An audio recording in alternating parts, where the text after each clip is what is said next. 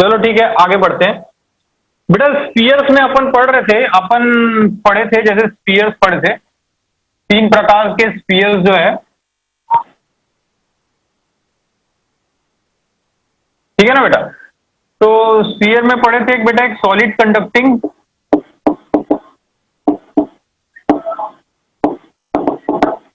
Conducting, ठीक है, hollow hollow conducting और हॉलो नॉन कंडक्टिंग।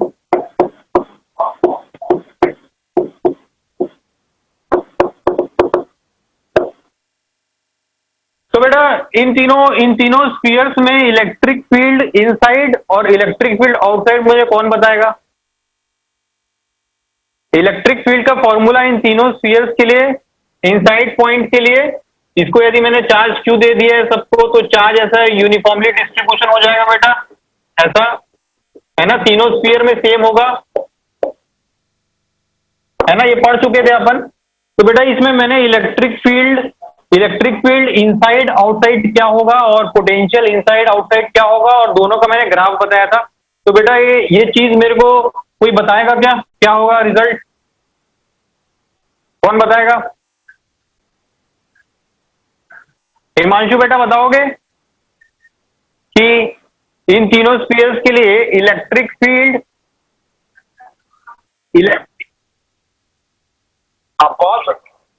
हाँ बिल्कुल, बहुत बढ़िया। हाँ भाई, तीनों के लिए तीनों एक ही चीज है ना बेटा, तीनों इलेक्ट्रिक फील्ड इनसाइड जीरो। अच्छा बाहर, बाहर के लिए हाँ के क्यू बाय आर स्क्वायर। अच्छा बेटा इसमें बेटा इसका रेडियस स्फीयर का आर है, तो अपन का मान लो आउटसाइड पॉइंट है at a distance R, small are का मतलब बेटा समझ रहे हो ना, ये वेरिएबल है, तो इलेक्ट्रिक फील्ड जो होगा बेटा के Q by small are square होगा, है ना बेटा, कैपिटल आर स्क्वायर नहीं होगा, स्मॉल आर स्क्वायर होगा। समझ में आया ना बेटा? यही बोल रहे थे ना, स्मॉल आर स्क्वायर, कैपिटल मत समझना उसको, क्योंकि बेटा कैपिटल आर उसका डायमेंशन है, स्मॉल आर जो है वो वेरिएबल पॉइंट, मतलब मान लो पॉइंट इतना दूर है तो आर की वैल्यू इतनी हो जाएगी। अच्छा इसी बेसिस पे बेटा मैंने तुमको एक वो बताया था कि फॉर एक कंक्लूजन बताया that for outside point every sphere behaves like a point charge situated at its centre, ठीक है। अच्छा बेटा के क्यू बाय आर स्क्वायर बोला। अच्छा बेटा यदि मान लो यहां पे एक क्यू चार्ज है और at a distance R, electric field की वैल्यू क्या होगी? चलो बेटा हिमांशु तुम ही बता दो। ये मान लो एक क्यू चार्ज रखा हुआ है, at a distance R, electric field की क्या वैल्यू होगी? बता दो, सिंपल है, कुछ नहीं है, के क्यू बाय आर स्क्वायर ही होगा बेटा, और क्या, के क्यू बाय आर स्क्वायर ही होगा। समझ में आ रहा है? के क्यू बाय आर स्क्वायर होगा। तो बेटा बोलने की बात यही थी, देखो बेटा बोलने की बात यही थी कि एक पॉइंट चार्ज से यदि आर डिस्टेंस पे मैं यदि इलेक्ट्रिक फील्ड रखूं तो भी के क्यू बाय आर स्क्वायर है, और एक ये स्फीयर है, तीनों स्फीयर है, इसमें यदि पॉजिटिव चार्ज ऐसे डिस्ट्रीब्यूटेड है, और यदि यहां से मैं डिस्टेंस आर यदि इलेक्ट्रिक फील्ड फाइंड करूं तो वो भी के क्यू बाय आर स्क्वायर है। तो बेटा इसी से वो कंक्लूजन निकल के आया था कि that for the outside point every sphere behaves like a point charge situated at its centre. ये वाला कंसेप्ट समझ में आया कि नहीं आया? बोलो बेटा। इससे पूछूं अब मैं पूछता हूं, चलो इससे पूछता हूं, चिरायु से पूछता हूं। बेटा चिरायु आ जाओ। चिरायु बेटा अनम्यूट करो एक बार, नहीं बनेगा तो कोई बात नहीं, है ना, ये समझ में आया ना कंसेप्ट। अच्छा बेटा इसके बाद मैंने ग्राफ बताया था इलेक्ट्रिक फील्ड, और वो ग्राफ तो बेटा ये देखो, ये आर है अपना स्फीयर का रेडियस, यहां तक जीरो हो गया, मतलब इनसाइड में जीरो, और उसके बाद inversely proportion to R square. तो बेटा ऐसा ग्राफ बन जाएगा ई और आर का, ठीक है बेटा, ये इलेक्ट्रिक फील्ड का हमारा कंप्लीट हो गया। अच्छा बेटा तुम बताओ बेटा पोटेंशियल इन तीनों स्फीयर्स के लिए इनसाइड पॉइंट और आउटसाइड पॉइंट में कैसा था, बता सकते हो तो बताओ बेटा। पोटेंशियल जैसे बताया ना, हिमांशु ने बताया कि इनसाइड पॉइंट पे सर इलेक्ट्रिक फील्ड जीरो है, और आउटसाइड पॉइंट पे जो इलेक्ट्रिक फील्ड है दैट इज के Q by small are square, where R is small are is variable. वैसे बेटा पोटेंशियल इनसाइड पॉइंट पे क्या होगा बेटा, बोलो। आए थे बेटा लास्ट क्लास में? नहीं आएगा तो फिर मैं फिर से बताऊंगा। पहले अनम्यूट हो पा रहे हो ना? अपना नाम बोलो बेटा। चिरायु, नाम भी सुनाई नहीं आ पा रहा है मुझे, पता ही नहीं चल रहा है अनम्यूट हो कि नहीं। बोलो बेटा बोलो, कौन बताएगा? अच्छा ईला, हाँ ईला ईला ईला बता सकती है कि ईला बेटा अनम्यूट करो अपने आप को। यहाँ पे ऐसा नाम लिखूं क्या? मेरा आवाज नहीं आ रहा क्या? आ रहा है ना मेरा आवाज? ईला बेटा अनम्यूट करो अपने आप को। ईला बेटा अनम्यूट है ना?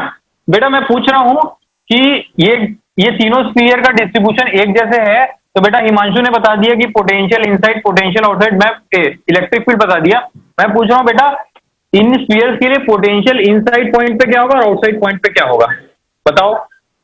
नहीं बता पाओगे तो कोई सजा नहीं है, लेकिन बताओ तो अच्छी बात है। बोलो बेटा बोलो, पोटेंशियल इनसाइड पॉइंट पे और पोटेंशियल आउटसाइड पॉइंट पे क्या होगा? हाँ बोलो बोलो। इनसाइड में पोटेंशियल, बेटा इलेक्ट्रिक फील्ड जीरो है। एक बात याद रखना, electric field equal to minus del we by del x होता है, ये होता है। तो बेटा इलेक्ट्रिक फील्ड यदि जीरो है तो पोटेंशियल जीरो नहीं होगा, पोटेंशियल कांस्टेंट होगा। देखो यहां पे यदि मैं ऐसे रखता हूं, यहां पे कोई भी टर्म है तो D by D X of some constant ही जीरो होता है, ठीक है? तो बेटा यदि इलेक्ट्रिक फील्ड जीरो तो पोटेंशियल अपन जीरो नहीं बोल सकते, पोटेंशियल अपन कांस्टेंट बोल सकते हैं। तो बेटा अंदर में पोटेंशियल कांस्टेंट होगा, और पोटेंशियल बेटा स्फीयर के सरफेस पे जितना है उतना ही पोटेंशियल होगा। तो स्फीयर के सरफेस पे कितना पोटेंशियल होगा बेटा? के Q by R. Potential at the inside point में होगा, ये ए यदि मेरा इनसाइड पॉइंट है तो बेटा पोटेंशियल की वैल्यू हो जाएगी के क्यू अपॉन कैपिटल आर। बेटा this capital R is constant, okay? ये कैपिटल आर जो है बेटा कांस्टेंट, ये क्या है हमारा? ये स्फीयर का रेडियस है, this is not small R. तो अच्छा ठीक है, मैं यदि ऐसा क्वेश्चन पूछूं कि इसके ये बेटा ये मान लो इस पॉइंट या अंदर में कोई भी पॉइंट, जितने भी पॉइंट है सब में पोटेंशियल की वैल्यू कांस्टेंट होगी, दैट इज के क्यू बाय कैपिटल आर। ये भी this is a constant term, ये समझ रहे हो ना बेटा? दिस इज नॉट वेरिएबल, क्योंकि नीचे वाला आर बेटा कांस्टेंट है ना? अच्छा वैसे यदि मैं पूछूं कि पोटेंशियल आउटसाइड पॉइंट के लिए क्या होगा, तो आउटसाइड पॉइंट के लिए बोलो।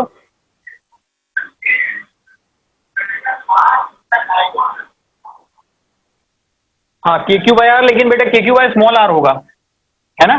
क्योंकि यदि आउटसाइड पॉइंट हो जाता तो मुझे पता नहीं है कि पॉइंट कितना दूर है, और अभी अपन ने कंक्लूजन पढ़ा था कि for outside point every sphere behave like a point charge place at its centre.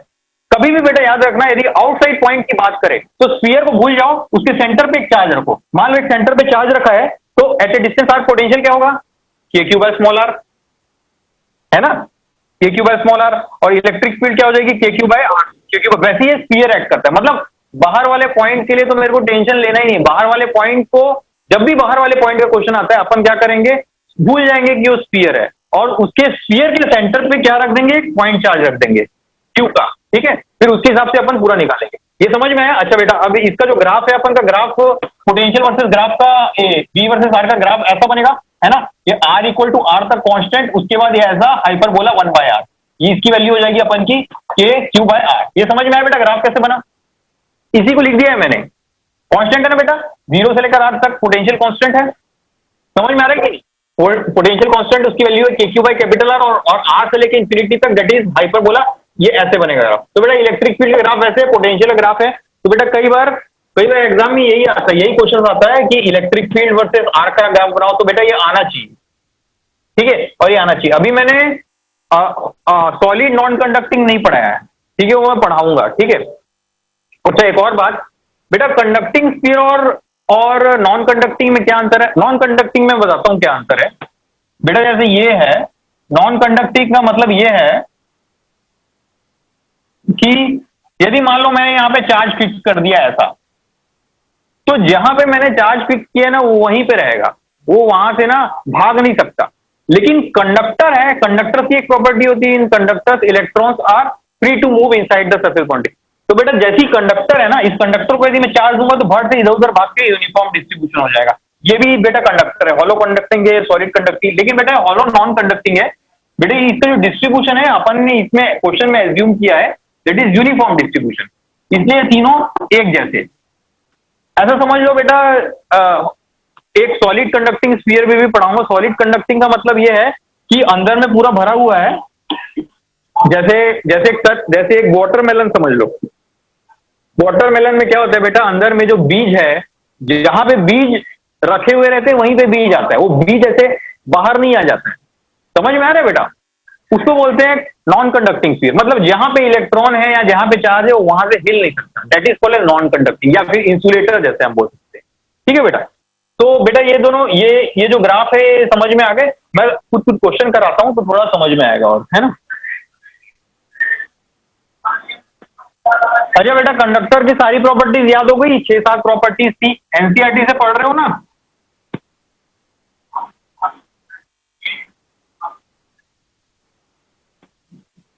चलो बेटा क्वेश्चन कराता हूं आप तुम लोग को, है ना।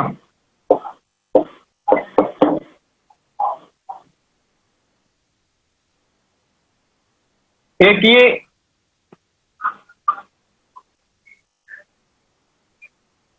एक यूनिफॉर्मली चार्ज स्फीयर है और चार्ज क्यू, ठीक है। ठीक है बेटा, इसका रेडियस आर दिया हुआ है, ठीक है। यहां बेटा एक पॉइंट चार्ज क्यू रखा है बाहर में, और इसका इससे डिस्टेंस जो है स्मॉल आर है, ठीक है। लिख लो बेटा, एक uniformly charge sphere of radius R है, टोटल चार्ज क्यू। ये बेटा यूनिफॉर्मली चार्ज स्फीयर है, यूनिफॉर्मली चार्ज स्फीयर है, ठीक है।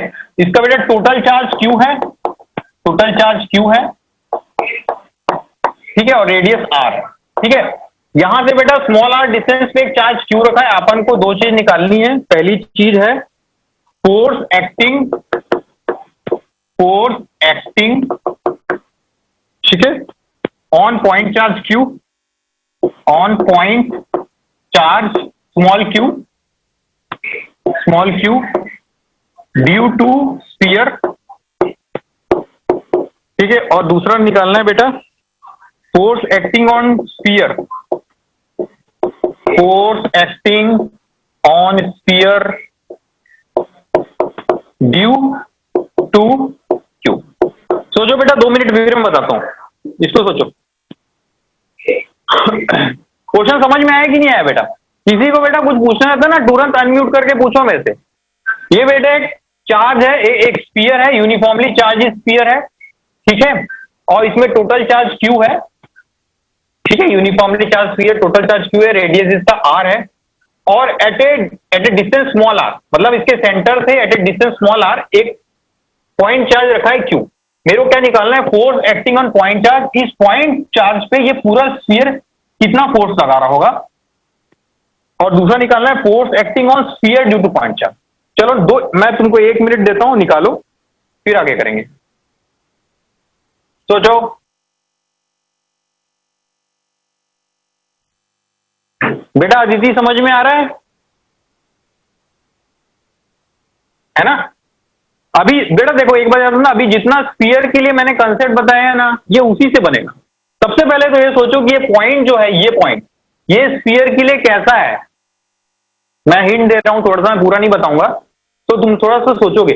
ये जो पॉइंट देखो बेटा, क्यू अंदर तो है नहीं, ये क्यू बाहर है, तो ये क्यू जो है इस स्फीयर के लिए कैसा पॉइंट है, फिर उस पॉइंट के लिए मैंने क्या बताया है। सोचो, बहुत छोटी छोटी चीजें हैं, कुछ नहीं है इसमें।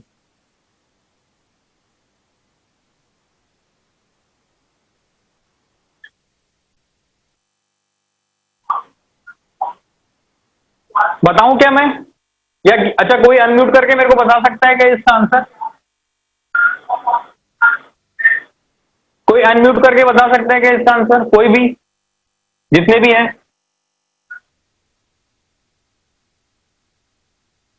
बेटा दिखने के लिए बहुत अच्छा क्वेश्चन है, लेकिन ये बहुत अच्छे क्वेश्चन में आता है नीट के, लेकिन बेटा है नहीं इस क्वेश्चन में कुछ। अभी मैं आंसर बताऊंगा तो इसमें कुछ भी नहीं है।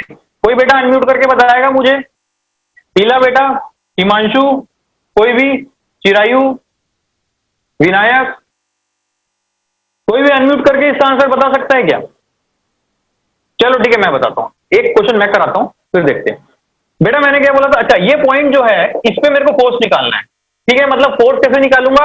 Electric field at this point into charge Q, ठीक है। अच्छा, इलेक्ट्रिक फील्ड यहाँ पे किसकी वजह से होगा, इस स्फीयर की वजह से निकालना है। अच्छा, ये पॉइंट कैसा है, आउटसाइड पॉइंट है। अच्छा, मैंने क्या बताया था, for every outside point every sphere behave like a point charge situated at it centre. मतलब मैं भूल जाऊंगा कि ये स्फीयर है। अब क्या देखो, ये भूल जाओ बेटा, क्वेश्चन स्फीयर है, ऐसा समझ लो एक पॉइंट चार्ज क्यू रखा हुआ है, एक कैपिटल चार्ज क्यू रखा हुआ है, और एट ए डिस्टेंस आर एक चार्ज क्यू है। तो फोर्स क्या होगा बेटा, फोर्स क्या होगा, K into Q into capital Q by R small are square. खत्म, आंसर आ गया फर्स्ट कर।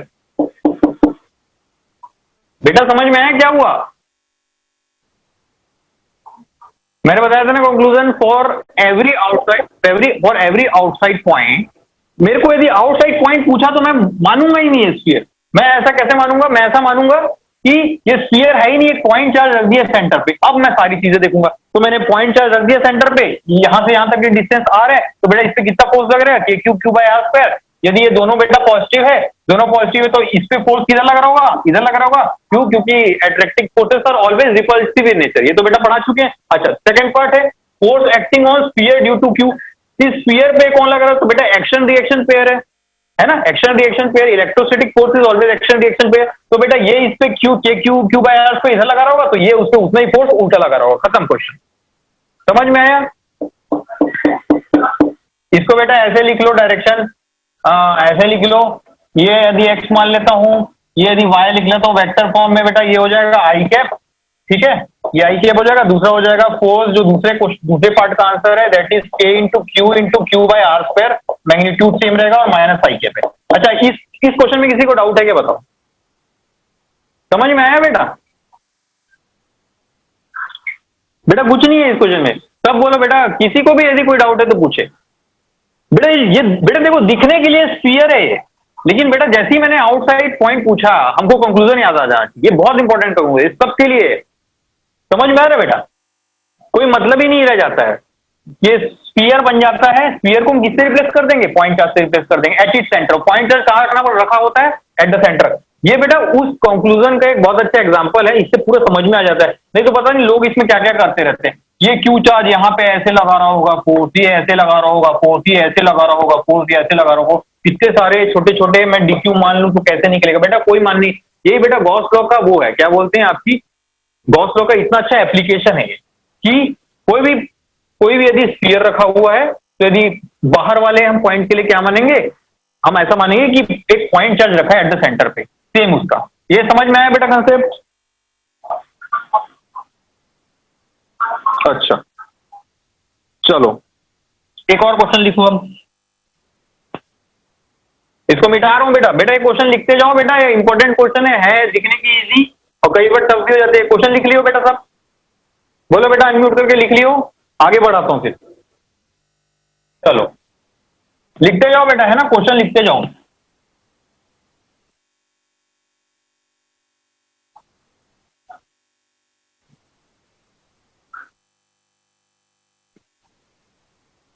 अच्छा बेटा, ये एक और क्वेश्चन, दूसरा क्वेश्चन, ठीक है। ये बेटा एक स्फीयर है, ये बेटा एक स्फीयर है, कंडक्टिंग स्फीयर है। कैसा स्फीयर है, कंडक्टिंग स्फीयर, कंडक्टिंग स्फीयर है। इसका बेटा रेडियस है आर है हमारा, ठीक है, इसका रेडियस है हमारा आर, ठीक है। इसमें बेटा टोटल चार्ज जो है हमारा क्यू दिया हुआ है, किसका दिया बेटा, क्यू दिया हुआ है पूरा टोटल चार्ज, ठीक है।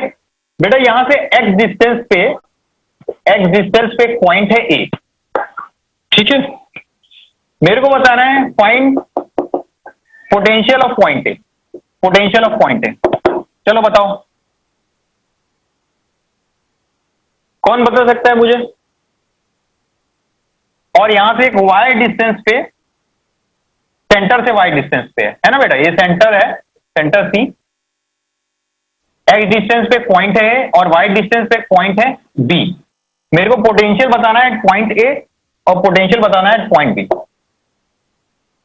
कौन बता सकता है बेटा। और ये कंडक्टिंग स्फीयर है, कैसा स्फीयर है, कंडक्टिंग स्फीयर, मतलब जो अभी पढ़ा है वही है। किसी को भी आता है बेटा वो बता सकते हैं बेटा, अनम्यूट करके बता सकते हैं आंसर। बेटा अनम्यूट करके बोल सकते हो आंसर। कौन बताएगा मुझे आंसर? बेटा यहां तो एक्स है, वाई है, और कौन सा वाला आर? ये वाला। बोलो बोलो, किसने बोला था आंसर? हिमांशु ने बोला था क्या? चिरायु ने बोला था। हाँ बेटा चिरायु। यस बेटा बोलो, के क्यूब है कैपिटल आर की कौन सा आर? एक्स भी है, डिस्टेंस वाई भी है। बोलो बोलो बोलो बेटा चिरायु। दोनों बताना है, पोटेंशियल एट ए भी बताना है, पोटेंशियल एट बी भी बताना है। बोलो बेटा कौन सा आर? के इंटू क्यूब है। बोलो बोलो, और कोई बोलो, कौन बोल सकता है? हाँ, के क्यूब है, के इंटू क्यूब है एक्स, है ना? ये बोल रहे हो? ये बोल रहे हो ना? सॉरी नहीं, ये तो पॉइंट है। ए और बी तो बेटा पॉइंट है, पॉइंट है ये बेटा, पॉइंट पोटेंशियल। चार्ज तो बेटा क्यू है, टोटल चार्ज क्यू है बाहर, ठीक है।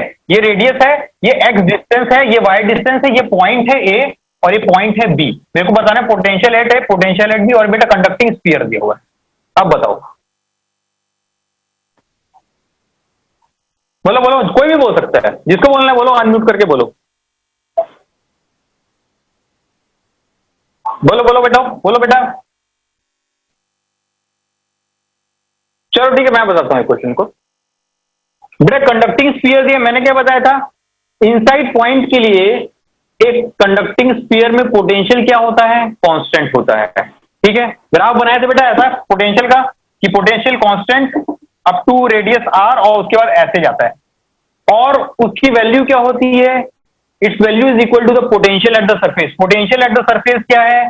के इंटू क्यू बाय आर। तो वही बेटा आंसर होगा ए के लिए भी, वही आंसर होगा बेटा बी के लिए भी। ये एक्स और ये वाई का कोई मतलब नहीं है, ये डिस्टेंस है दोनों, कोई मतलब नहीं है। समझ में आया? समझ में आया कि नहीं आया बेटा? बोलो बेटा, किसी को डाउट है इसमें? हाँ, डाउट है क्या? डाउट है कि समझ में नहीं आया? डाउट है कि समझ में नहीं आया कि समझ में आ गया? क्या है बेटा? बेटा बेटा कंसेप्ट को एकदम याद रखना है, अपना दिमाग नहीं लगाना है। मतलब देखो बेटा, इस क्वेश्चन को यदि ऐसे समझोगे कि नहीं एक नया क्वेश्चन है, एक टफ है, बेटा कंसेप्ट एकदम सिंपल है। मैंने तुमको स्फीयर में बेटा क्या क्या पढ़ाया? मैंने पढ़ाया है electric field inside inside point के लिए, जो conducting, solid non conducting, hollow conducting और hollow non conducting. Electric field inside point के लिए क्या होती है? जीरो होती है। बाहर पॉइंट के लिए तो हमें टेंशन ही नहीं लेना, दैट इज के Q by small are square. वैसे बेटा पोटेंशियल इनसाइड में क्या होता है? कांस्टेंट होता है। कांस्टेंट क्यों होता है? क्योंकि बेटा इलेक्ट्रिक फील्ड जाती है minus del we by del x, ठीक है। तो यदि इलेक्ट्रिक फील्ड जीरो हो जाती है तो पोटेंशियल क्या होगा? कांस्टेंट हो जाएगा, ठीक है। तो यदि पोटेंशियल कांस्टेंट होगी तो उसकी वैल्यू एट द सरफेस के बराबर होगी, तो दैट इज के क्यू बाय आर। तो के क्यू बाय आर ये कांस्टेंट है, ये आर वेरिएबल नहीं है। और ऐसी ही यदि हम आउटसाइड पॉइंट के लिए बात करेंगे तो पोटेंशियल क्या हो जाएगा? के क्यू बाय स्मॉल आर। अच्छा, इसमें बताओ ए पॉइंट और बी पॉइंट पे इलेक्ट्रिक फील्ड बताओ। चलो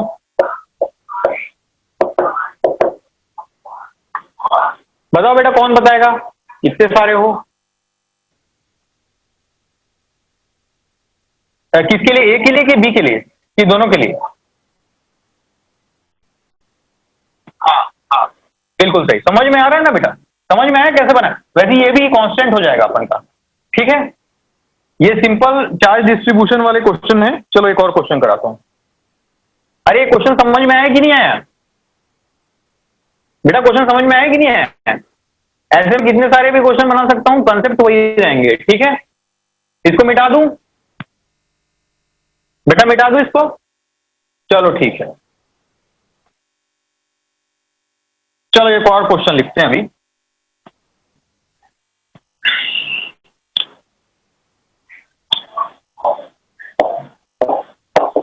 बेटा एक स्फीयर है, ठीक है, स्फीयर है, ठीक है बेटा। इसका रेडियस जो है, इसका रेडियस है अपन का 5 सेंटीमीटर, ठीक है। और इसमें दिया है कि ये अपना है स्फेरिकल कंडक्टिंग स्फीयर है, कंडक्टिंग स्फीयर है, स्फीयर है। इसका रेडियस बेटा 5 सेंटीमीटर दिया है, और इसमें बताया है, बोला है कि potential at distance 5 centimetre from centre is V। जो पोटेंशियल है, potential at a distance 5 centimetre from centre, मतलब यहां पे जो पोटेंशियल जो है उसकी वैल्यू V दी हुई है। ठीक है, क्वेश्चन क्या है, find potential at 30 centimetre from centre. चलो निकालो। मतलब यहां से यदि कोई ऐसा 30 सेंटीमीटर ऊपर वो है, 30 सेंटीमीटर ऊपर वो है, यहाँ पे कोई मान लो पॉइंट बी है, तो यहां पे पोटेंशियल निकालना है। चलो अब निकालो, दे रहा हूं 2 मिनट।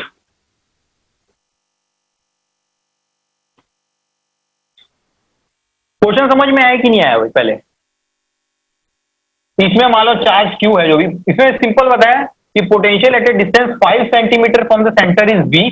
ठीक है, मेरे को निकालना है find potential at 30 centimetre from the centre. मतलब एट द सरफेस मेरे को पोटेंशियल कितना दिया है, वी, तो मेरे को 30 सेंटीमीटर में निकाल, आंसर वी के टर्म में ही आएगा। चलो निकालो।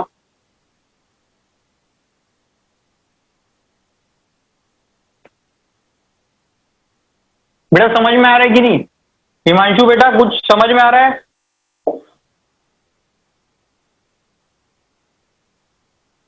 सोचो सोचो।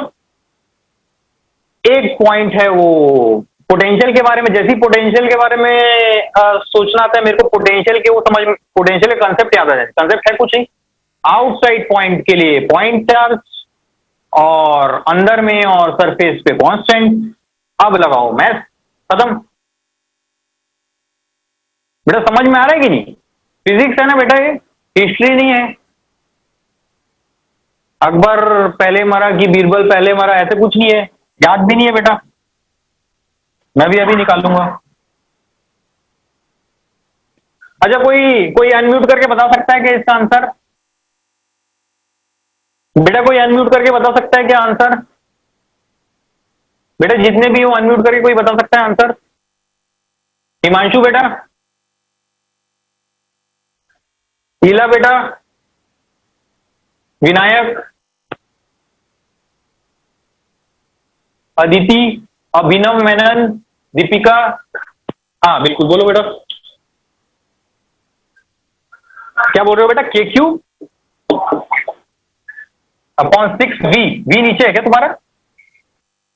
ऐसे है क्या बेटा? देखते हैं। लेकिन बेटा सबसे पहली बात है बेटा, मेरा यदि आंसर वी में है ना, तो ये भी आंसर वी में आना चाहिए, मतलब ऐसा आना चाहिए। या तो चलो मैं ऑप्शन दे देता हूँ, यदि मैं 4 ऑप्शन दूं, V/2, या फिर मैं ऐसे दे दूं V/3, या फिर थर्ड ऑप्शन है V/6, या फिर मेरा फोर्थ ऑप्शन है V/10। मतलब बेटा सबसे पहले तो ये कंसेप्ट क्लियर होना चाहिए कि कभी भी, अभी मैं सॉल्यूशन नहीं बता रहा हूँ, यदि इसका पोटेंशियल वी में दिया है तो जो दूसरा क्वेश्चन पूछा है वो भी वी में ही आएगा आंसर। मतलब उसमें के क्यू वाले कोई टर्म भी नहीं आएंगे, क्योंकि बेटा के क्यू वाला टर्म तो दिए ही नहीं ना अपन को। तो आंसर V/2 हो सकता है, V/3 हो सकता है, V/6 होता है, इन चारों में से आंसर है। अब सोचो। ठीक है बेटा, होता है वो कभी कभी कि अपन जो सोचते हैं वो। अरे चलो मैं बताता हूँ इस क्वेश्चन को। यहाँ पे कितना है, मतलब Q/5। ठीक है, इसका आंसर V दिया हुआ है मेरे को, इसमें कोई डाउट है क्या? ऐसा मान लेते हैं, देखो बेटा इसमें कोई चार्ज भी नहीं दिया हुआ है मेरे को। क्या नहीं दिया हुआ है? चार्ज नहीं दिया हुआ है। तो ऐसा मान लेते हैं, पहले एज्यूम कर लेंगे कि इसमें बेटा चार्ज होगा Q। Let us assume that it has a uniform distribution of charge Q। ये माना है हमने। लेट मान लेते हैं Q जो है, Q इज चार्ज डिस्ट्रीब्यूशन। ठीक है, यदि ऐसा होता है तो मेरा पोटेंशियल एट द, मैं सरफेस कैसे लिखूंगा? KQ/R, रेडियस लिखूंगा, और मैं रेडियस कितना दिया? 5 सेंटीमीटर। तो बेटा KQ/5 इक्वल टू V। अच्छा, मेरे को निकालना है बी पॉइंट पे। बी मेरा कैसा पॉइंट है? बी मेरा एक आउटसाइड पॉइंट है। तो बेटा आउटसाइड पॉइंट को मैं कैसे मानूंगा? एक पॉइंट चार्ज मान लूंगा सेंटर पे और स्फीयर को भूल जाऊंगा। तो बेटा यदि मैं ऐसे मान लू तो बेटा ये हो जाएगा K इंटू क्यू अपॉन 30। इसकी वैल्यू मेरे को निकालनी है बेटा। KQ/5 की वैल्यू V है, तो KQ/30 की वैल्यू हो जाएगी बेटा V/6। That is answer. तो मेरा ऑप्शन थर्ड सही हो जाएगा। बेटा इसमें कोई डाउट है? समझ में आया कि नहीं आया? बेटा किसने बोला था ये आंसर अभी? ये KQ/6 भी किसने बोला था? डरो मत। अच्छा बेटा ये समझ में आया कैसे हुआ, है ना? KQ/5 की वैल्यू V है, KQ/5, KQ ये 5 कैसे आया R। अच्छा मैं इसमें एक और क्वेश्चन पूछता हूँ, चलो ये समझ में आया, सबको समझ में आया कि नहीं? किसी को डाउट है तो अनम्यूट करके पूछ सकते हो, वापस मैं बताऊंगा। बेटा इला इला कुछ बोल नहीं रही हो बेटा? नो सर मैंने कहा। अच्छा नहीं है डाउट, अच्छा और किसी को डाउट नहीं है? हिमांशु बेटा डाउट है कुछ? अच्छा ये बेटा अच्छा इसी क्वेश्चन में यदि मैं पूछूं, ये तो क्वेश्चन खत्म हो गया, चलो एक ऐसी कर लेते हैं, यदि मैं पूछूं यहां से कि पोटेंशियल एट 3 सेंटीमीटर क्या होगा? बेटा क्वेश्चन खत्म हो गया है, मैंने ऐसे ही बनाया अपने मजे। पोटेंशियल एट 3 सेंटीमीटर कितना होना चाहिए?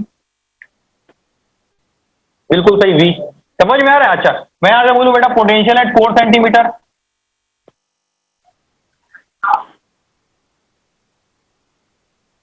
वो भी होना चाहिए। अच्छा बेटा मैं इसमें बोलूंगा, एक कंडक्टेंस क्लियर है कि इलेक्ट्रिक फील्ड एट 3 सेंटीमीटर, बिल्कुल भाई electric field eight 3 centimetre, electric field eight 4 centimetre 0। यदि इलेक्ट्रिक फील्ड 0 हो रहा है तभी तो पोटेंशियल कांस्टेंट आ रहा है, देखो वैसा रिलेट हो रहा है, देखा समझ में आ रहा है कि नहीं बेटा? समझ में आया कि नहीं है? इलेक्ट्रिक फील्ड अंदर में 0 है तभी तो पोटेंशियल कांस्टेंट है, देखो वो ये फॉर्मूला भी हमेशा वैलिड होगा। बेटा याद रखना फिजिक्स में कभी भी एक्सेप्शंस नहीं होते, कि केमिस्ट्री जैसा नहीं है कि कभी ये बैक बॉन्डिंग हो गया, कभी इधर से ये हो गया, कभी इसमें हेलो एल्कीन हो रहा है, ये ऐसा नहीं है बेटा, ये फिजिक्स है, टोटल कंसेप्ट है, कैसे भी घूम के फिर के आ जाओ कंसेप्ट बेटा वैसा ही रहेगा, ठीक है? अच्छा ये हो गया, इसको लिख लियो, आगे पढ़ाऊं?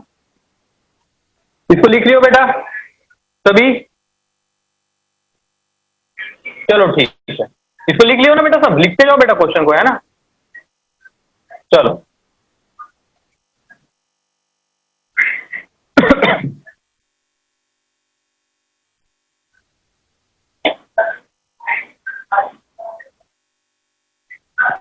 अब बेटा एक चीज पढ़ेंगे अपन, जो नेक्स्ट अपन स्फीयर पढ़ेंगे जो दूसरे टाइप का है, that is solid non conducting.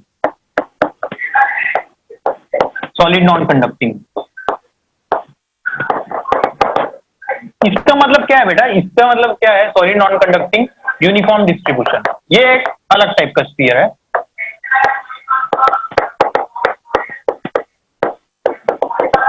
इसका मतलब ये है बेटा कि ये मेरा एक सॉलिड स्फीयर है। सॉलिड का मतलब क्या होता है? अंदर में पूरा भरा हुआ, जैसे जैसे तरबूज रहता है ना, तरबूज तरबूज जैसे पूरा भरा हुआ, लेकिन क्या है इसमें बेटा जैसी अंदर में जो चार्ज है ऐसा पूरा भरा हुआ है अंदर का। ये बेटा समझ में आया कि नहीं आया? पहले बताओ इसमें कोई डाउट है कि नहीं है? मतलब ऐसा है, अभी अभी तक क्या था, इसके पहले जो स्फीयर पढ़ रहे थे उसमें क्या था बेटा, ये जो चार्ज था सरफेस पे था, अंदर में कुछ नहीं था बेटा। यदि अंदर में चार्ज होता तो इलेक्ट्रिक फील्ड 0 नहीं होती ना बेटा। अंदर में यदि मैं यहाँ कोई चार्ज रखूंगा तो इलेक्ट्रिक फील्ड लाइन तो निकलेगी ऐसे करके। इसमें क्या था, इसमें क्या यूनिफॉर्मली डिस्ट्रीब्यूटेड, मतलब एक समझ लो कि ये एक तरबूज है, तरबूज में जितने भी सारे बहुत सारे बीज है, लेकिन क्या तरबूज में बीज क्या हो रहते हैं, इधर उधर रहते हैं, वैसा मत समझो। तरबूज में एक बीज है और सारे बीज को मान लो चार्जेज रहते हैं, और सारे जो बीज एकदम सिमेट्रिकली अंदर में तरबूज में है, इसको तरबूज मानो, और अंदर में सारे चार्ज यूनिफॉर्म डिस्ट्रीब्यूशन है। यूनिफॉर्म डिस्ट्रीब्यूशन समझ रहे हो, मतलब एकदम सिमेट्रिकली प्लेस्ड है, उसको बोलते हैं यूनिफॉर्म डिस्ट्रीब्यूशन। अब बेटा ऐसे केसेस में हमको निकालना है, इसको बोलते हैं बेटा सॉलिड नॉन कंडक्टिंग स्फीयर। क्योंकि क्या होता है, एक कंडक्टर की प्रॉपर्टी बेटा, यदि मैं चार्ज कंडक्टर को दूंगा तो चार्ज कहां आएगा, बाहर आ जाएगा। ये प्रॉपर्टी है, the charge given to a conductor will always comes to its surface, क्योंकि electric field inside the conductor is always zero. यदि मैं ऐसे गॉसियन सरफेस बनाऊंगा, ऐसे गॉसियन सरफेस बनाऊंगा तो close integration of e vector dot d a vector equal to 0 हो जाता है, तो क्यू इन 0 हो जाता है, क्यू इन 0 हो जाता है। इससे सारा चार्ज अभी तक कहां था, बाहर था। डिफरेंस दोनों में समझ में आ रहा है कि नहीं? अभी तक जो पढ़ रहे थे और अब जो पढ़ने वाले हैं, इसमें चार्ज यहां पे था, यहां अंदर में कुछ नहीं था अभी तक जो पढ़ रहे थे। अब जो पढ़ेंगे उसमें बेटा ये तरबूज के बीज जैसा है अंदर में पूरा डिस्ट्रीब्यूशन। अब इस केस में इस केस में तो पूरा कंसेप्ट समझ में आ गया कि इलेक्ट्रिक फील्ड जो है अंदर में 0 है, बाहर बाहर पॉइंट पे देखेंगे तो k Q by small are square, यदि अंदर में पोटेंशियल देखेंगे तो k q upon capital are, और बाहर पॉइंट पे देखेंगे तो k q upon small are, दोनों के ग्राफ पढ़िए। अब बेटा इस केस में हम इलेक्ट्रिक फील्ड कैसे निकालेंगे ये देखते हैं। समझ में आ रहा है कि नहीं दोनों में डिफरेंस? नॉन कंडक्टिंग है ना बेटा, हट नहीं सकता चार्ज, जहां जिसको बैठा दिया वो वही बैठेगा। तो बेटा इसमें क्या करेंगे, इसमें अपन को क्या क्या करना है, इलेक्ट्रिक फील्ड पहले, इसमें अगेन सेम कॉन्सेप्ट है, एक पॉइंट ए अपन का कहां है, इनसाइड में होगा, और एक अपन का पॉइंट बी क्या होगा, आउटसाइड में होगा। दोनों पॉइंट के लिए अपन को देखेंगे। तो बेटा यदि ए पॉइंट पे मेरे को देखना है तो मैं क्या करूंगा, एक बेटा गॉसियन सरफेस बना दूंगा, ठीक है, ऐसे ऐसे गॉसियन सरफेस बनाऊंगा, ऐसे गॉसियन सरफेस बनाऊंगा, ठीक है। तो बेटा यदि मैं इसके लिए, अच्छा गॉसियन सरफेस कैसा है, गॉसियन सरफेस कैसा है, कितने लोगों को ये लग रहा है कि ये सर्कल है? बेटा सर्कल नहीं है ये, ठीक है, ये भी स्फीयर है और ये भी अंदर भी स्फीयर है। गॉसियन सरफेस एक क्लोज्ड ही होता है हमेशा, क्लोज सरफेस के लिए गॉस लॉ लगेगा, और गॉसियन सरफेस ऐसे पूरा क्लोज्ड है, 3D में है, स्फीयर है, गॉसियन सरफेस ऐसे बनाऊं तो इसके लिए यदि मैं लगाऊंगा गॉस लॉ तो close integration of e vector dot d a vector equals to q enclosed by epsilon naught. अब बेटा इसमें बात यह है कि यदि यूनिफॉर्म डिस्ट्रीब्यूशन है तो बेटा इसमें अपन एक टर्म यूज करेंगे दैट इज रो। रो का मतलब होता है total charge per unit volume. ये चीज समझ में आया कि नहीं आया? मैंने बेटा चार्ज डिस्ट्रीब्यूशन बताया, 3 प्रकार के होते हैं, एक होता है बेटा लैम्डा, एक होता है बेटा सिग्मा, एक होता है रो। लैम्डा का मतलब होता है बेटा चार्ज पर यूनिट लेंथ, जो अपन ने लाइन चार्ज के लिए पढ़ा था। सिग्मा कहाँ यूज करते हैं अपन, एरिया के लिए यूज करते हैं। सिग्मा का मतलब होता है चार्ज पर यूनिट एरिया, जो ऐसे के लिए पढ़ा था अपन ने, ऐसे के लिए फिर ऐसा बनाया था सिग्मा बाय एप्सिलॉन। अब बेटा रो का मतलब क्या होता है, चार्ज पर यूनिट वॉल्यूम। यहाँ पे बेटा क्या है कि ऐसा पूरा गोला है और बेटा अंदर में से बीज भरे हुए हैं। तो अपन को बेटा सबसे पहले ये जो गॉसियन सरफेस जो अपन लेंगे, गॉसियन सरफेस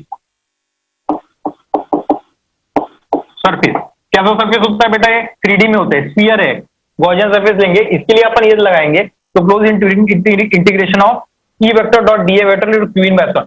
तो सबसे पहले बेटा मेरे क्यू इन निकालना है, तो क्यू इन कैसे निकलेगा, ये तो बेटा ये क्या हो जाएगा, q upon 4/3 pi r q, ये कैपिटल आर क्यूब है। तो क्यू इन जो होगा बेटा, इसमें जो क्यू इन की वैल्यू हो जाएगी, क्यू इनक्लोज हो जाएगा, वो हो जाएगा rho into 4/3 pi into small r cube. इसमें बेटा रेडियस ऑफ जो गॉसियन सरफेस है दैट इज स्मॉल आर। समझ में आ रहा है, पाई आर क्यूब मतलब ये देखो, इसको देखोगे charge per unit volume into volume, charge per unit volume into volume will give Q enclose. मतलब इस गॉसियन सरफेस में कितना क्यू इनक्लोज है मेरे को पहले वो निकालना है। तो उसको निकालने के लिए क्या करूंगा मैं, पहले चार्ज पर यूनिट वॉल्यूम निकाल दिए, पर यूनिट वॉल्यूम कितना चार्ज है into volume of Gaussian surface, तो इसको मैं यहां लिखूंगा, ठीक है बेटा। अब यहां पे बेटा ई वेक्टर डॉट डी वेक्टर, मैंने ये क्लोज इंटीग्रेशन ई वेक्टर डॉट डी वेक्टर किसमें लगाया बेटा, गॉसियन सरफेस पे लगाया। तो बेटा ये है मेरा गॉसियन सरफेस, और गॉसियन सरफेस का रेडियस क्या है, small r, that is variable, और असली जो स्फीयर का रेडियस है दैट इज कैपिटल। तभी बेटा कैपिटल आर और स्मॉल आर में हमको डिफरेंशिएट करके आना चाहिए। कैपिटल आर बेटा हमेशा कांस्टेंट है, that is dimensional radius of the sphere, और small are is variable radius of the Gaussian surface. इसको लिख सकते हो यदि लिखना है, तो यदि डाउट होता है तो। समझ में आ रहा है कि नहीं? कैपिटल आर जो है डायमेंशन, यदि रेडियस ऑफ स्फीयर है, स्फीयर, और बेटा जो स्मॉल आर है वो गॉसियन सरफेस रेडियस है।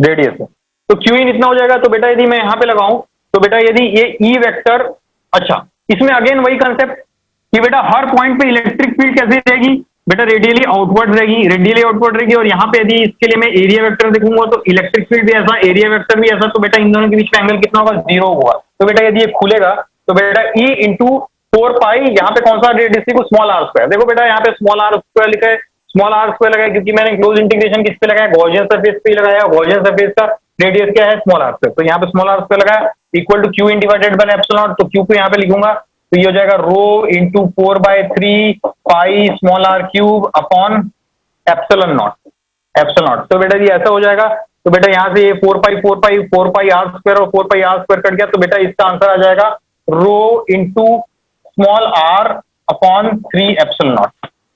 ये है बेटा answer.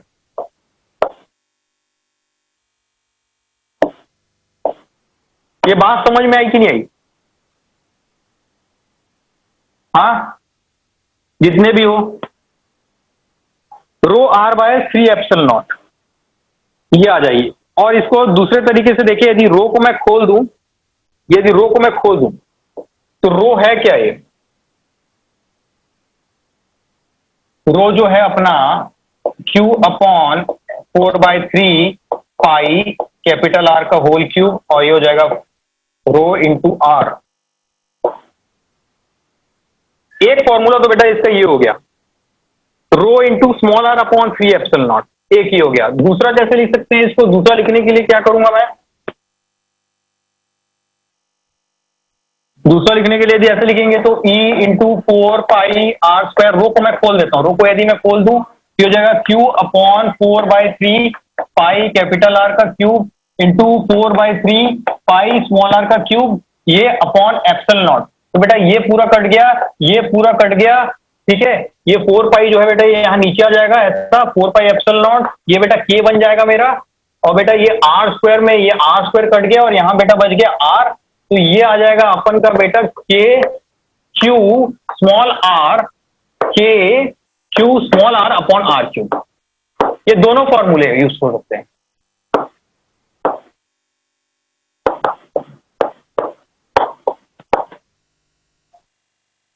Electric field at inside point, ये बेटा समझ में आया कि नहीं आया? बोलो बेटा, किसी को डाउट है कि इसमें समझ में आया कि नहीं आया? इसको बेटा याद करना पड़ेगा। समझ में आया? एक बार बेटा कहां पे डाउट है ये बताओ, कौन सा पार्ट नहीं? अच्छा स्टार्टिंग से बताऊं, चलो ठीक है स्टार्टिंग से बताता हूं। बेटा इसमें क्या है, सबसे पहली चीज है इसमें बेटा अंदर भी चार्ज जो है यूनिफॉर्मली डिस्ट्रीब्यूटेड है। कैसे डिस्ट्रीब्यूटेड है समझ में आया ना बेटा? वाटरमेलन में जैसे बीज रहते हैं, वाटरमेलन में क्या होता है, तरबूज में कभी देखे होगे तो बीज जो रहते हैं वो जहां रहते हैं वहीं रहते हैं। तो चार्ज को ऐसे समझो कि चार्ज उस जगह से मूव नहीं कर सकता, ये समझ में आया? तो बेटा हमने क्या माना, हमने जो भी नॉन कंडक्टिंग स्फीयर माना है उसमें ऐसा माना कि जो अंदर जो चार्ज है that is uniformly distributed. Uniformly distributed माने अंदर में जो बीज है एकदम सिमेट्रिकली प्लेस्ड है। तो वो हमारा, तो उसमें क्या करें, अब मेरे को अंदर में निकालना है इलेक्ट्रिक फील्ड, तो मैं क्या करूंगा, एक अंदर में ऐसा गॉसियन सरफेस लूंगा। गॉसियन सरफेस का जो रेडियस है दैट इज स्मॉल आर, और बाहर वाले जो सरफेस का रेडियस है that is radius of the sphere are.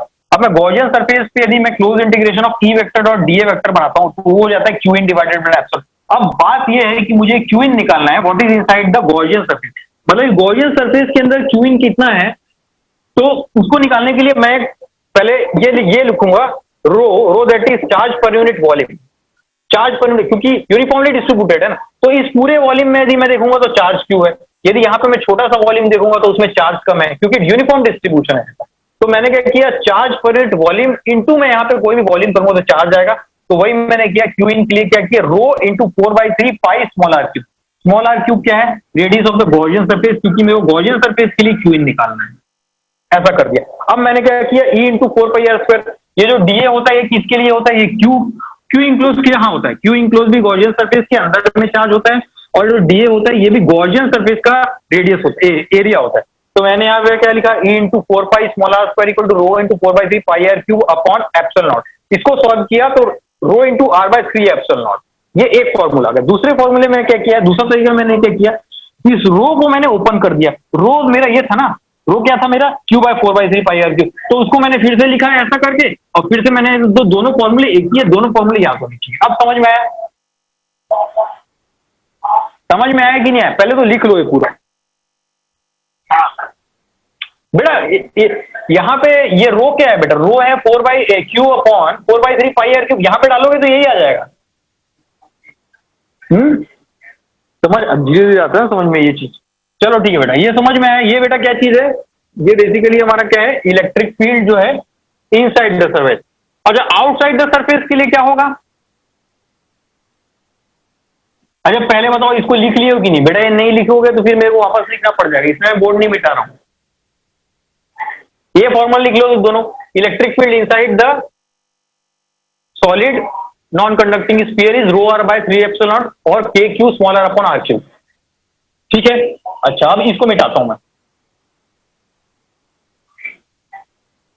Next, अभी अभी अभी मजा आएगा, और इसमें मजा क्यों आएगा, आंखें खुलेंगी अभी थोड़ी। अब बेटा यही स्फीयर है, कौन सा स्फीयर है बेटा, ये सॉलिड नॉन कंडक्टिंग स्फीयर, ऐसे बेटा है ना, इसका रेडियस है आर। अब मैं बोलूंगा ये बी पॉइंट बाहर है, यहां पे इलेक्ट्रिक फील्ड बताओ क्या होना चाहिए। अरे नहीं नहीं, जीरो कैसे होगा, यदि भी सरफेस पे नहीं, अंदर में तो है ना, लेकिन कैसे करते हैं बेटा, देखो मैं बताता हूं। यहां पे बेटा ऐसा गॉसियन सरफेस लेंगे, ठीक है, गॉसियन सरफेस लेंगे, क्या लगाएंगे, close integration of e vector dot d a vector equals to q in divided by epsilon naught. ठीक है, मेरा गॉसियन सरफेस का रेडियस क्या है, स्मॉल आर, तो क्या हो जाएगा, e into 4 pi small are square equals to q enclose कितना है, इसमें क्यू इंक्लोज कितना है, दैट इज क्यू।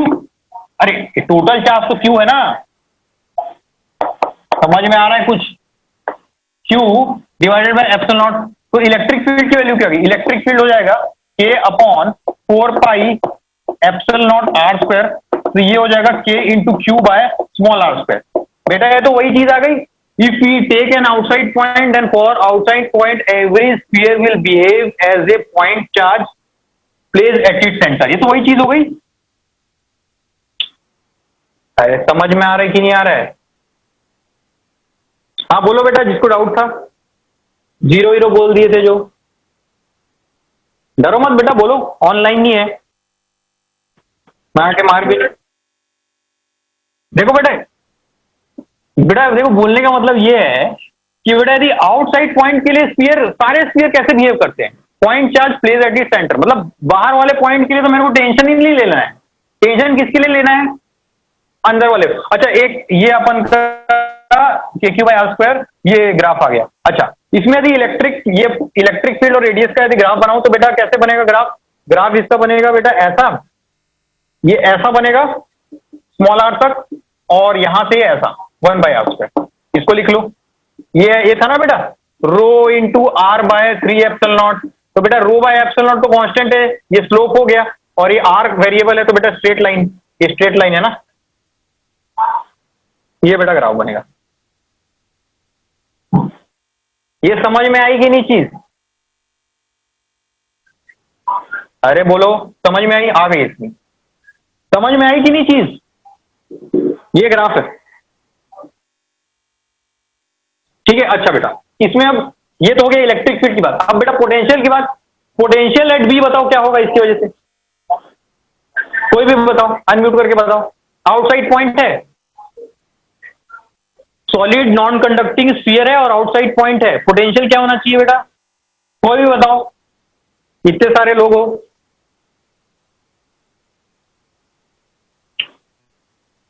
पहले बताओ, ये समझ में आया कि नहीं है, इलेक्ट्रिक फील्ड इनसाइड पॉइंट के लिए क्या होगा, इसके लिए rho into r upon 3 epsilon naught, और electric field at outside point B यदि आउट है तो हो जाता है बेटा के क्यू अपॉन स्मॉल आर। बेटा आउटसाइड पॉइंट के लिए कभी टेंशन लेना ही नहीं, इन दोनों को देख के मैंने ग्राफ बनाया है वाला, ये बात समझ में आ रही कि नहीं।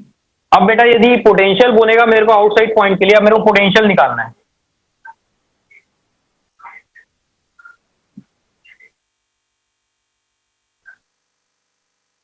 तो यदि पोटेंशियल निकालना है तो बेटा वैसे ही ये पॉइंट क्या है, आउटसाइड पॉइंट है, तो क्या होगा, हमारा कॉन्सेप्ट क्या है, for every outside point all sphere will behave as a point charge placed at the centre, तो बाहर के लिए पोटेंशियल क्या हो जाएगा, के क्यू बाय स्मॉल आर। अरे इसमें तो कोई टेंशन ही नहीं है, स्मॉल आर इज वेरिएबल। अब दिक्कत कहां आएगी, मेरे को इनसाइड पॉइंट के लिए पोटेंशियल निकालना है, समझ में आ रहा है कि नहीं कुछ, अब उसको निकालते हैं चलो। तो अब पोटेंशियल इनसाइड पॉइंट के लिए निकालते हैं, तो अब इसमें क्या बेटा, अब इसमें गॉसियन सरफेस से नहीं होगा, इसको एक प्रूफ से करना पड़ेगा। पोटेंशियल इलेक्ट्रिक फील्ड का फॉर्मूला क्या होता है, minus del we by del x होता है, ठीक है। इधर गया तो integration of e vector dot d x vector equal to v initial minus v final, ये आ गया। तो यदि मैं सेंटर से यहां जाता हूं मेरा, सेंटर से यहां जाता हूं तो ये हो जाएगा ऐसा, v at the centre minus v at the surface equals to close integration of e vector dot d x vector. और ई इलेक्ट्रिक फील्ड कहां से, इनिशियल से यहां, मतलब ये अपन यहां कहां से कहां जा रहे हैं, अपन मान लो यहां से जा रहे हैं तो स्मॉल आर से कैपिटल आर जाएंगे। अच्छा, इलेक्ट्रिक फील्ड मेरी क्या निकली थी उसके लिए, इलेक्ट्रिक फील्ड निकली थी मेरी k into q upon r cube into small r into d r. इसका इंटीग्रेशन करेंगे हम आर से लेकर स्मॉल आर तक।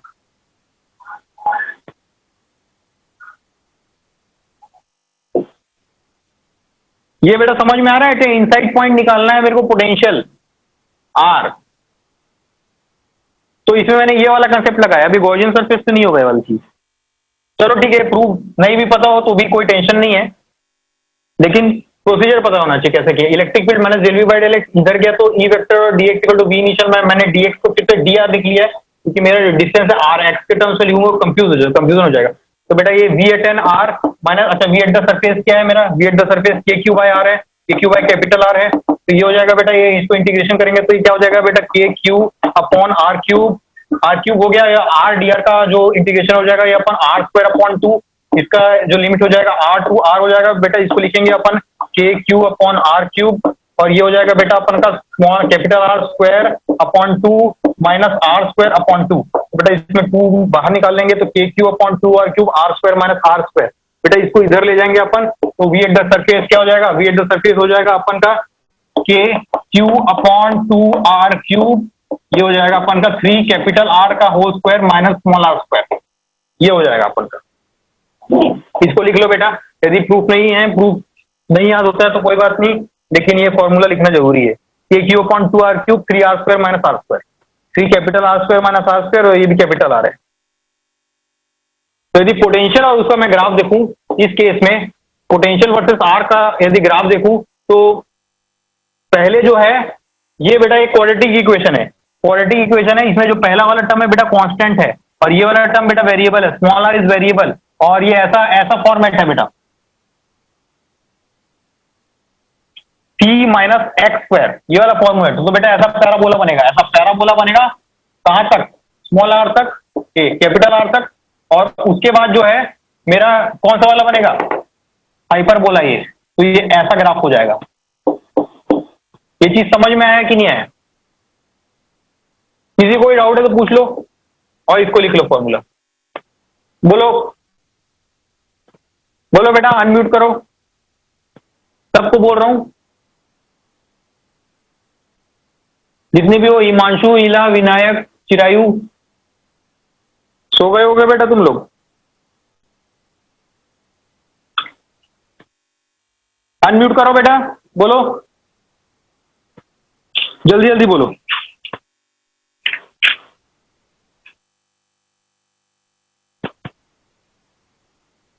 ग्राफ नहीं समझ में आया बेटा, ये कहां तक का है,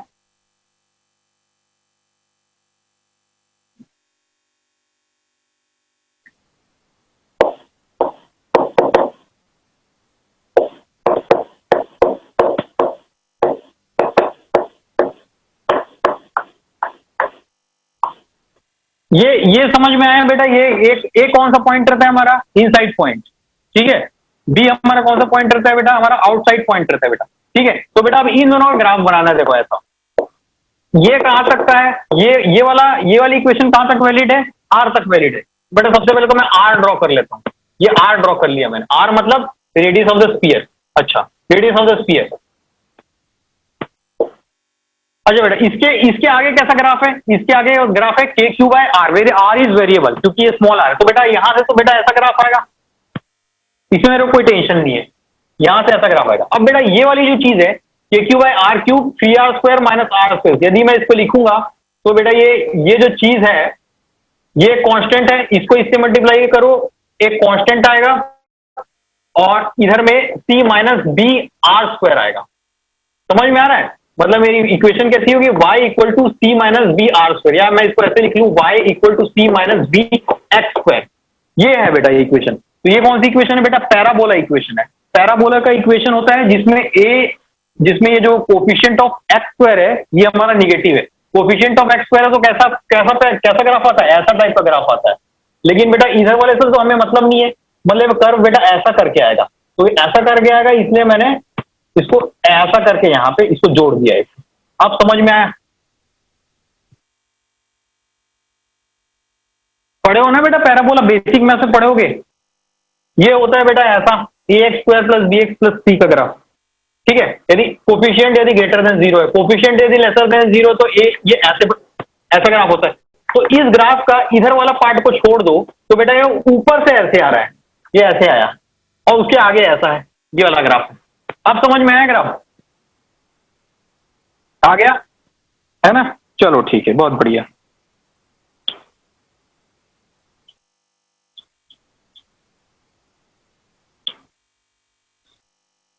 अच्छा ये एक और, अच्छा एक नया ये लिखो, नया ये तो पढ़ाऊंगा ही मैं। अच्छा इसको लिख लियो ना तुम लोग, लिख लियो ना? मिटा दिया है मैंने को। हाँ ठीक है बेटा, लिखो connection of conductor.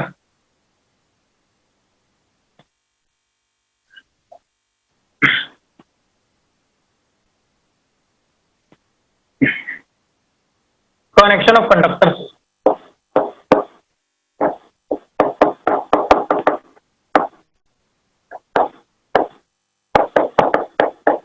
Connection of conductor से बेटा मेरे मतलब है कि मान लो ये कंडक्टर है बेटा ऐसा, ठीक है, और बेटा ये कंडक्टर ऐसा है। बेटा इन दोनों को यदि मैं ज्वाइन कर दूं, ठीक है, इन दोनों को पहले ज्वाइन नहीं था, इसमें चार्ज होगा, इसमें कुछ चार्ज होगा, इन दोनों को ज्वाइन कर दूं तो क्या होगा? ये बेटा वैसी चीज है, इन दोनों को ऐसे ज्वाइन कर दूं या फिर ये और ये कंडक्टर को ऐसे आके टच कर दूं, एक ही बात है। समझ में आ रहा है बात को? इसको मैं चार्ज दूंगा अभी, चार्ज Q1 Q2, तो क्या होता है? मतलब बेटा यदि इसमें इसमें कुछ चार्ज है Q1, इसका कुछ इनिशियल रेडियस R होगा, ठीक है, R1 मान लो बेटा, इसमें इनिशियल चार्ज Q2 है, इसका इनिशियल रेडियस है R2 होगा। ये इस टाइप की कंडीशन, इसको एक वायर से कनेक्ट कर रहा हूं, ये वायर है बेटा, वायर है, ऐसे इसको कनेक्ट करूं, चाहे इन दोनों कंडक्टर को मैं ऐसे आके टच करूं, दोनों बात सेम है। पहले ये समझ में आती है बात, ये दोनों में कोई अंतर नहीं है, एक ही चीज है। वायर से जोड़ूंगा तो भी फ्लो हो रहा है। अच्छा लेकिन एक चीज याद रखना, इन दोनों चीज में ये है कि मैं इन दोनों को रब नहीं कर रहा हूं, रब करना अलग हो जाता है। ऐसे बेटा किसी चीज को ऐसे लाए और टच कर दिए, या फिर ऐसे दूर दूर रखे बीच में वायर लगाए, दोनों एक चीज है, और इसको ऐसे घसते हैं वो अलग चीज है, साबुन जैसे घसना नहीं है इसको। कनेक्शन ऑफ कंडक्टर्स माने सिंपल ये। तो ऐसे केसेस में क्या होता है, ठीक है, तो बेटा ऐसे केसेस में क्या होता है कि चार्ज विल फ्लो फ्रॉम, सबसे पहले तो बेटा इन दोनों का, पहले ये स्फीयर्स है ना बेटा दोनों का, तो पहले इन दोनों का बेटा पोटेंशियल लिख देते हैं अपन। पोटेंशियल लिखेंगे, इसका पोटेंशियल क्या होना चाहिए बता सकते हो? स्फीयर पढ़ चुके हैं अपन, इसका पोटेंशियल क्या होगा? बोलो बेटा कोई, पूरा पढ़ लिए पोटेंशियल। के Q1 अपॉन R1, इसका पोटेंशियल है के Q1 अपॉन R1, इसका पोटेंशियल क्या हो जाएगा बेटा? K into Q2 upon R2। तो बेटा बोला जाता है कि ये जैसे ही मैं इस स्विच को बंद करता हूं तो चार्ज तब तक फ्लो होता है जब तक दोनों का पोटेंशियल सेम नहीं होता है, और charge will always flow from higher potential to lower potential. मतलब मान लो ये यदि हायर पोटेंशियल और ये लोअर पोटेंशियल, तो यहाँ से चार्ज ऐसा फ्लो होगा, ये यदि हायर पोटेंशियल है और ये यदि लोअर पोटेंशियल, तो चार्ज यहाँ से फ्लो होगा, और तब तक फ्लो होगा जब तक दोनों का पोटेंशियल क्या हो जाए? सेम ना हो जाए। तो ये कॉन्सेप्ट लिख लो, एक क्वेश्चन कराता हूँ, उसे समझ में आ जाएगा। और बेटा ऐसा ऐसा यदि स्फीयर दिया हुआ है, ये भी वही चीज है, Q1 और R1 और ये Q2 और R2, तो यदि इन दोनों को ऐसे कनेक्ट करो, चाहे वायर से कनेक्ट करो, बात एक ही है। इसमें भी इसका पोटेंशियल लिखो, फिर इसका पोटेंशियल लिखो, और फिर तब तक तो दोनों पोटेंशियल बराबर तो होंगे नहीं। मान लो ये दोनों पोटेंशियल बराबर आ जाते हैं तो कोई चार्ज फ्लो नहीं होगा इनके साथ। लेकिन यदि पोटेंशियल दोनों के अलग अलग है, तो मान लो इसका हायर है इसका लेकर, तो चार्ज तब तक फ्लो होगा जब तक दोनों का पोटेंशियल क्या हो जाए? सेम ना हो जाए। तो बेटा इससे क्वेश्चन कराता हूं तब समझ में आए। इसको मिटा दूं?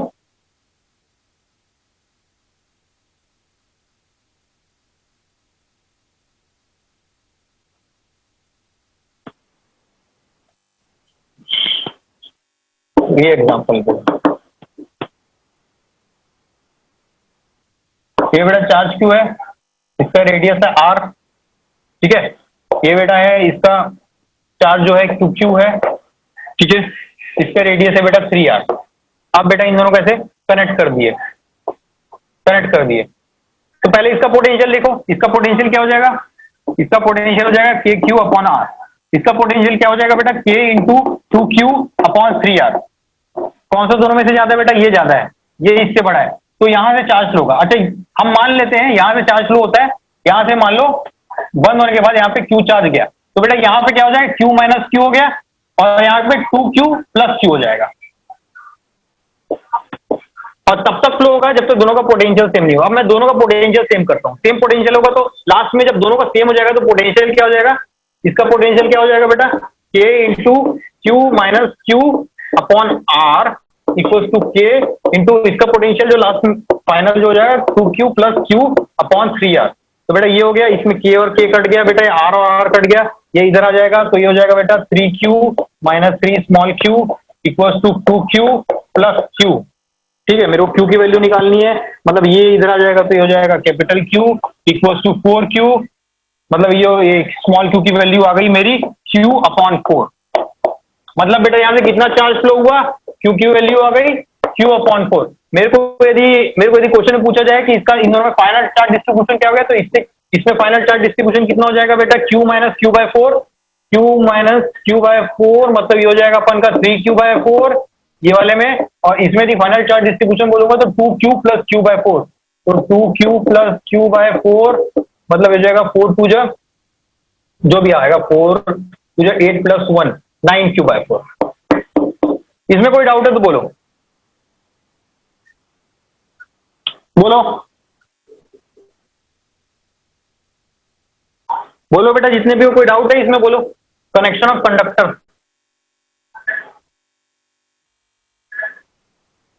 बोलो बेटा, बेटा जल्दी बोलो, आगे पढ़ाना है फिर मेरे को। कोई डाउट है बेटा इसमें, बेटा इला कोई डाउट है, समझ में आया? चलो मैं एक और क्वेश्चन देता हूं इसमें।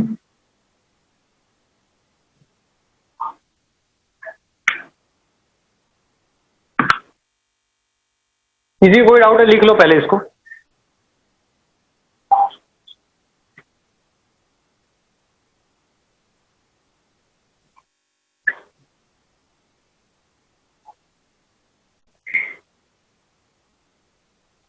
बिठाओ इसको, बिठा रहा हूं मैं, ठीक है? अरे लिख लियो ना, लिख लियो कि नहीं?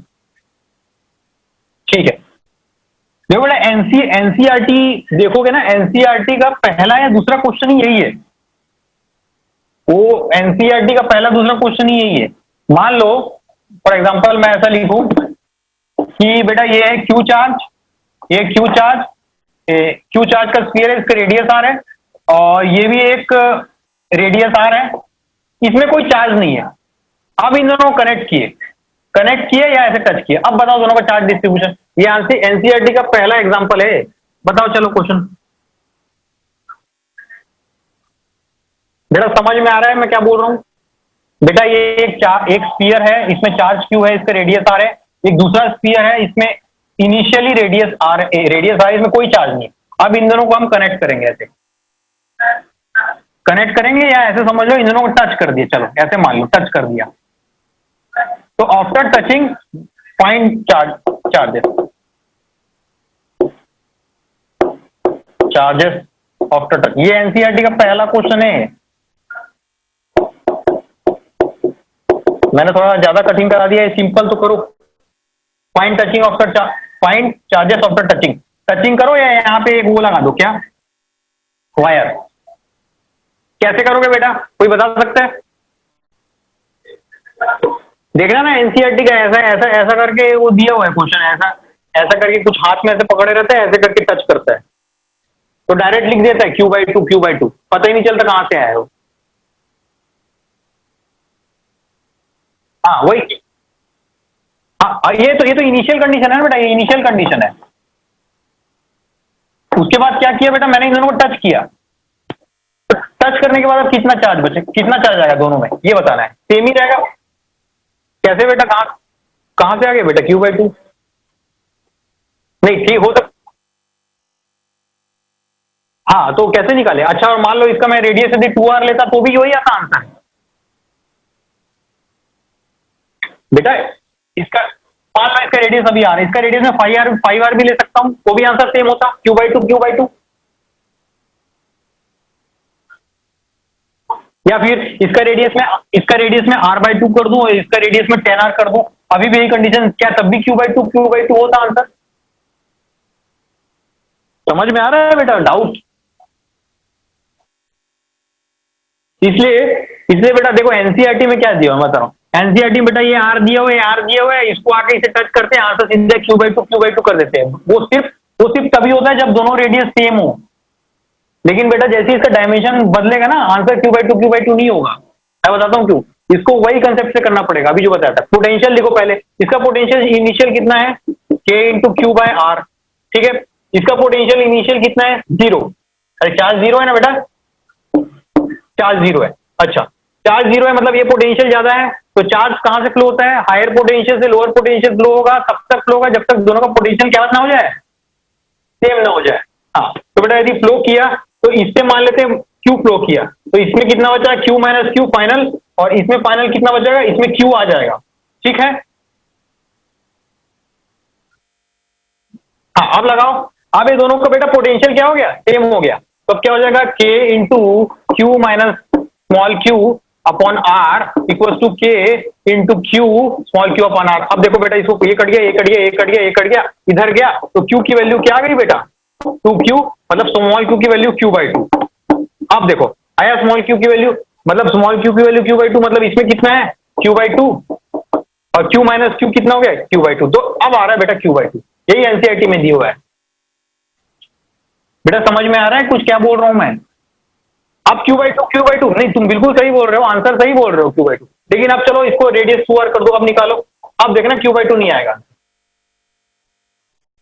सेम क्वेश्चन, सेम कंसेप्ट, लेकिन अब q/2 नहीं आएगा इसका आंसर।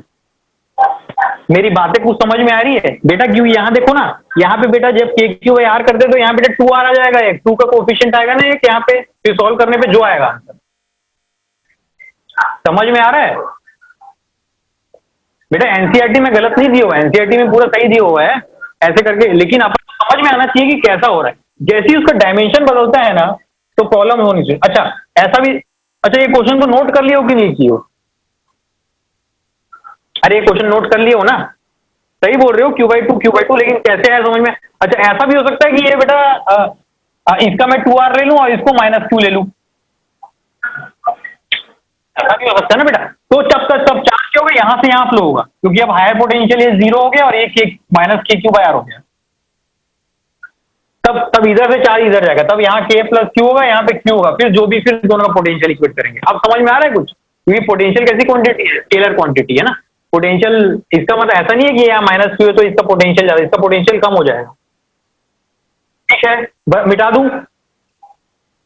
मिटा रहा हूं मैं, चलो समझ में आया ना बेटा? एनसीईआरटी का देखना, पहला क्वेश्चन है वो बहुत सारे मेटल्स को आके छूते रहता है, ऐसा करके देखना एनसीईआरटी के क्वेश्चन से कुछ कुछ। अच्छा, एक और क्वेश्चन लिखता हूं बेटा, ये वाला जो क्वेश्चन है ये भी अच्छा है, ड्रॉप मिक्सिंग का क्वेश्चन है। ये क्वेश्चन को बेटा पूरा लिखो, मैं इसको डिक्टेट करा दूं क्या, थोड़ा सा बड़ा है? चलो लिखो ए spherical drop of water carrying a charge of, ऐसा क्वेश्चन आता हूं। चलो, एक स्फेरिकल ड्रॉप ऑफ वाटर है, क्या है, स्फेरिकल ड्रॉप ऑफ वाटर है। ड्रॉप मैंने समझ रहे हो ना बेटा, बूंद, बूंद है, बूंद। इसमें बेटा कितना चार्ज दिया हुआ है, इसमें चार्ज दिया हुआ बेटा 3 × 10⁻⁻19 कूलम दिया हुआ, इतना चार्ज दिया हुआ है स्फेरिकल ड्रॉप में पूरा। और बेटा इसमें पोटेंशियल ऑफ द सरफेस दिया हुआ है 500 वोल्ट। ये स्फेरिकल ड्रॉप ऑफ वाटर है, इसका डाटा दिया हुआ है, ठीक है। इसका रेडियस आ रहा है। अब क्वेश्चन क्या बोल रहा है, यदि ऐसे दो drop, if 2 drops, 2 similar drop, if 2 similar drop mix, यदि ऐसी 2 ड्रॉप्स मिक्स कर दिए जाए, ठीक है, तो एक नया ड्रॉप बनता है, then a new drop is form.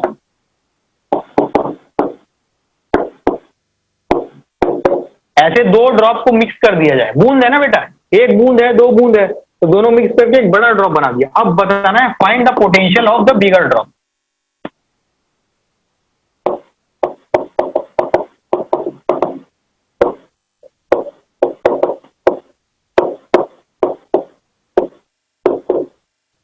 करो बेटा इसको।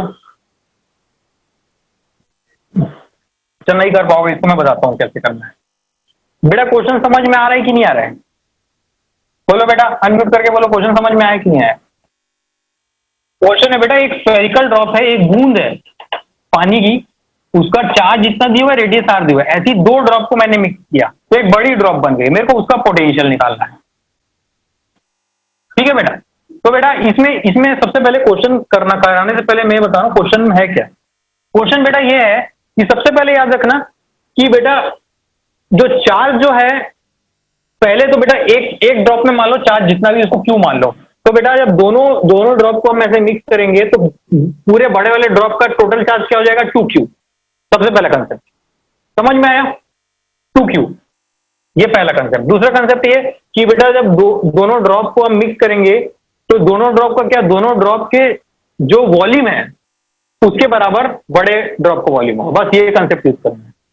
तो बेटा पहले करते हैं, इसका रेडियस क्या होता है, मान लो r, 4/3 pi r cube into 2, मतलब ये हो जाएगा 8/3 पाई आर क्यूब। मतलब दो ड्रॉप को हम मिक्स किए तो 4/3 पाई इंटू आर डैश का क्यूब।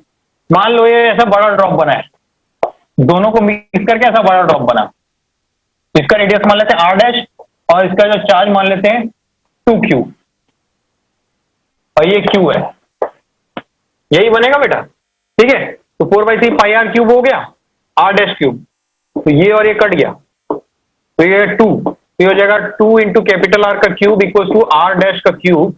तो बेटा आर डैश की वैल्यू हो जाएगी 2 की पावर 1/3 इंटू आर। सबसे पहले तो ये कंसेप्ट है, आर डैश की वैल्यू निकल गई हमारी, किसकी वैल्यू निकल गई?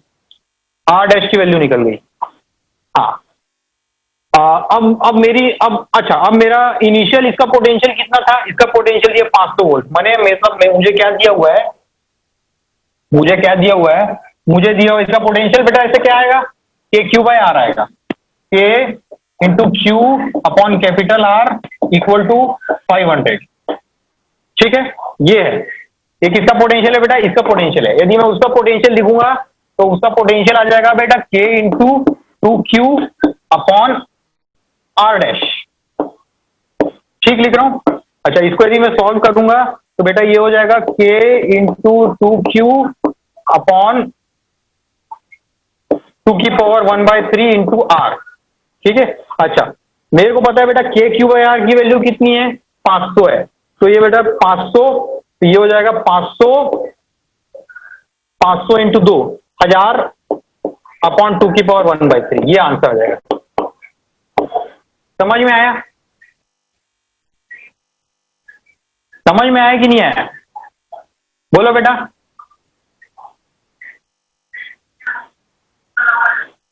समझ में आया कि नहीं आया? नहीं आया? बोलो बोलो बेटा, अनम्यूट करो। देखो बेटा इसका पोटेंशियल कितना है? KQ/R। इसका पोटेंशियल कितना है? K into 2Q/R dash. अरे KQ/R इसका भी पोटेंशियल, लेकिन R डैश की वैल्यू कितनी है? R डैश की वैल्यू है 2 की पावर 1/3 इंटू आर।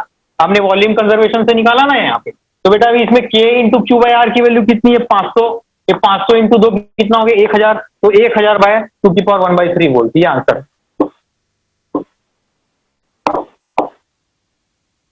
समझ में आया कि नहीं आया?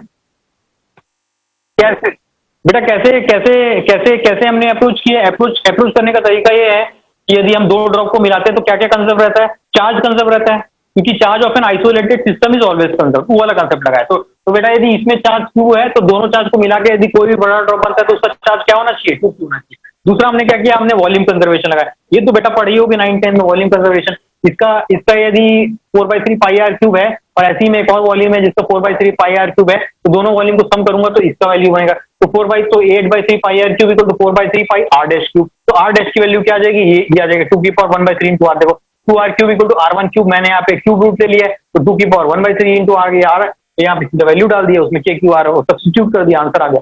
समझ में आया, नहीं आया? अरे भैया आ रहा है कि नहीं आ रहा है? बोलो बोलो जल्दी बोलो,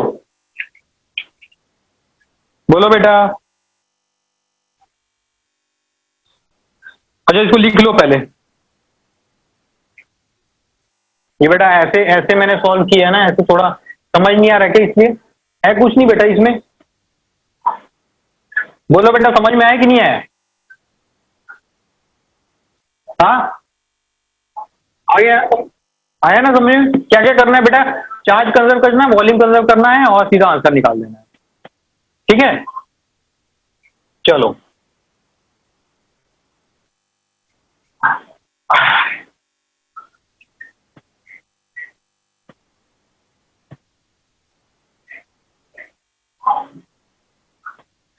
तो बेटा एक चीज और पढ़ते हैं इसमें जो बची हुई है हमारी, ठीक है?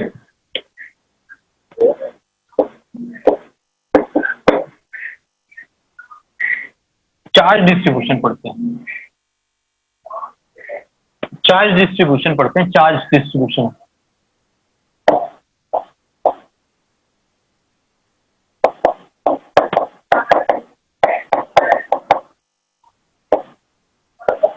चार्ज डिस्ट्रीब्यूशन कैसे होता है बेटा? मान लो बेटा एक ये हमारा क्या है, हॉलो कंडक्टिंग स्फीयर है। कैसा है बेटा? Hollow conducting sphere.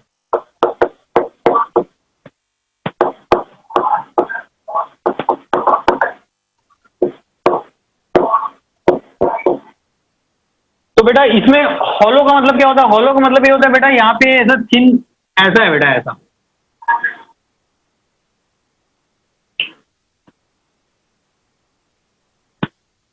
ठीक है बेटा, यहाँ पे कंडक्टर है।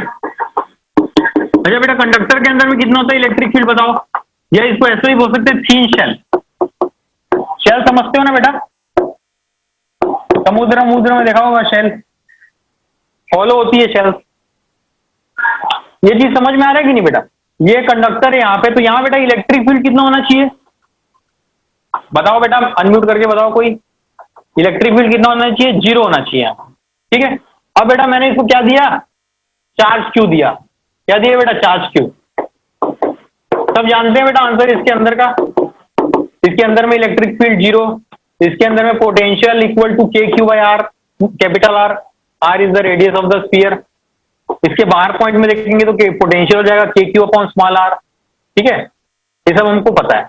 अब क्या किया बेटा इस क्वेश्चन में? क्या किया, ये तो था ही शेल ऐसा। अब क्या किया, यहां सेंटर पे एक स्मॉल चार्ज क्यू रख दिया। क्या किया? सेंटर पे एक स्मॉल चार्ज क्यू रख दिया। अभी तक अपन ने ये पढ़ा था, ये पढ़ा है अभी तक। जो सारे ग्राफ वाफ पढ़े थे ना, ग्राफ पढ़े थे, पोटेंशियल के लिए पढ़े थे। इसके अंदर पोटेंशियल क्या है, इसके अंदर इलेक्ट्रिक फील्ड क्या है, इसके बाहर में इलेक्ट्रिक फील्ड क्या है, इसके पोटेंशियल क्या है, उसका ग्राफ है, ये सब पढ़े थे अपन, है ना? इसको बोलते हैं थिन शेल। ये अब मैंने क्या किया, अब यहां पे एक स्मॉल चार्ज क्यू रख दिया। अब क्या होगा बताता हूं। समझ में आया चीज? समझ में आई क्या हो रही है? चार्ज डिस्ट्रीब्यूशन पढ़ रहे अपन कि अब कैसे चार्ज डिस्ट्रीब्यूट होगा। अभी तक तो ऐसे था, बढ़िया चार्ज डिस्ट्रीब्यूशन बढ़िया यूनिफॉर्म था। अब यदि मैंने यहाँ पे स्मॉल चार्ज क्यू रख दिया तो क्या होगा? इसको कैसे निकालेंगे? तो इसको निकालने के लिए क्या करते हैं बेटा? हाँ, इसको निकालने के लिए क्या करेंगे? यदि हम बेटा यहां पे गॉसियन सरफेस ले लें, कहां पे? यहां पे, ये मटेरियल के अंदर में गॉसियन सरफेस ले ले। ये थीन है ना बेटा, थीन है, कितना भी थीन हो, लेकिन मैं अंदर में पास कराते हुए गॉसियन सरफेस किया, कंडक्टर के अंदर में गॉसियन सरफेस। गॉसियन सरफेस बेटा कैसी है? ये सर्कल है क्या? अभी तक कितने लोगों को लगता है गॉसियन सरफेस सर्कल है? ये सर्कल नहीं है बेटा, स्फीयर है पूरा, है ना बेटा? स्फीयर है। गॉसियन सरफेस कभी भी 2 डायमेंशन नहीं हो सकती, इट इज ऑलवेज 3 डायमेंशन। अच्छा, अब इसमें यदि मैं लगाऊंगा close integration of e vector dot DA, तो बेटा यहाँ इस गॉसियन सरफेस में इलेक्ट्रिक फील्ड कितनी है? क्योंकि कंडक्टर है बेटा यहाँ पे, तो यहाँ पे इलेक्ट्रिक फील्ड 0 होनी चाहिए। यहाँ पे इलेक्ट्रिक फील्ड 0 है बेटा, मतलब ये वाला जो पार्ट है ये 0 हो गया। तो zero equal to q enclose upon epsilon naught. इसका मतलब बेटा क्यू इंक्लोज जो है वो जीरो होना चाहिए। मतलब ये गॉसियन, यहाँ पे गॉसियन सरफेस लेने से हमको ये पता चलता है कि इसके अंदर में कोई चार्ज नहीं रह सकता, अंदर में कोई चार्ज नहीं रह सकता। लेकिन दिक्कत क्या है, यहाँ तो मैंने चार्ज क्यू रखा हुआ है। अब क्या होगा, इस गॉसियन सरफेस से जो रिजल्ट आया है, गॉसियन सरफेस, गॉस लॉ हमेशा वैलिड है, ठीक है। गॉसियन सरफेस से जो रिजल्ट आया है that is q inside equal to zero. लेकिन बेटा यहाँ पे चार्ज क्यू रखा हुआ है, तो बेटा अब उसको करने के लिए क्या होगा, वो क्यू इन को मेरे को जीरो करने के लिए यहाँ पे बेटा एक माइनस चार्ज डिस्ट्रीब्यूट हो जाएगा, ऐसे ऐसे पूरे सरफेस पे, इसकी वैल्यू माइनस क्यू, ताकि ये दोनों मिला के जीरो हो जाएगा। ये बात समझ में आई कि नहीं बेटा, बात समझ में आ रही है? अच्छा, दूसरी चीज, अब मैं यदि बाहर ऐसा गॉसियन सरफेस बनाऊं, बाहर ऐसा गॉसियन सरफेस बनाऊं, तो बाहर गॉसियन सरफेस बोलता है कि टोटल चार्ज जो इस पूरे सिस्टम के अंदर है वो है क्यू प्लस क्यू, और इसके अंदर में जीरो है, तो जो पूरा जो चार्ज हो जाएगा वो क्यू प्लस क्यू बाहर आ जाएगा। मतलब पूरे सिस्टम में वैसे बन जाएगा हमारा, ये ऐसा शेल बन गया बेटा, ये भी अंदर में क्यू, इन साइड में ऐसा माइनस क्यू डिस्ट्रीब्यूट हो जाएगा, और ये पूरा चार्ज जो है बाहर चल जाएगा, क्यू प्लस क्यू बाहर। ये चीज समझ में आई कि नहीं आई, ये पहले बताओ। बोलो बेटा, अनम्यूट करो, बोलो। नो सर, मैंने समझ में नहीं आई कि आई, ऐसे बताओ ना, आई समझ नहीं आई ना, चलो ठीक है, फिर से बताता हूं। अच्छा बेटा, ये कंडक्टर है, बोलते जाओ मेरे को पहले, ये वाला कंडक्टर है, ये वाला पोर्शन,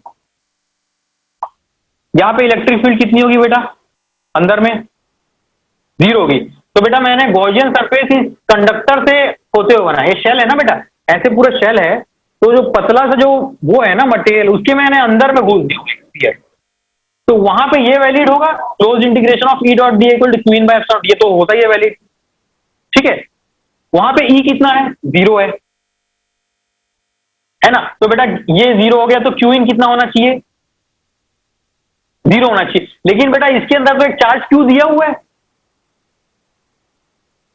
और यहां पे क्यू इन जीरो बता रहा है,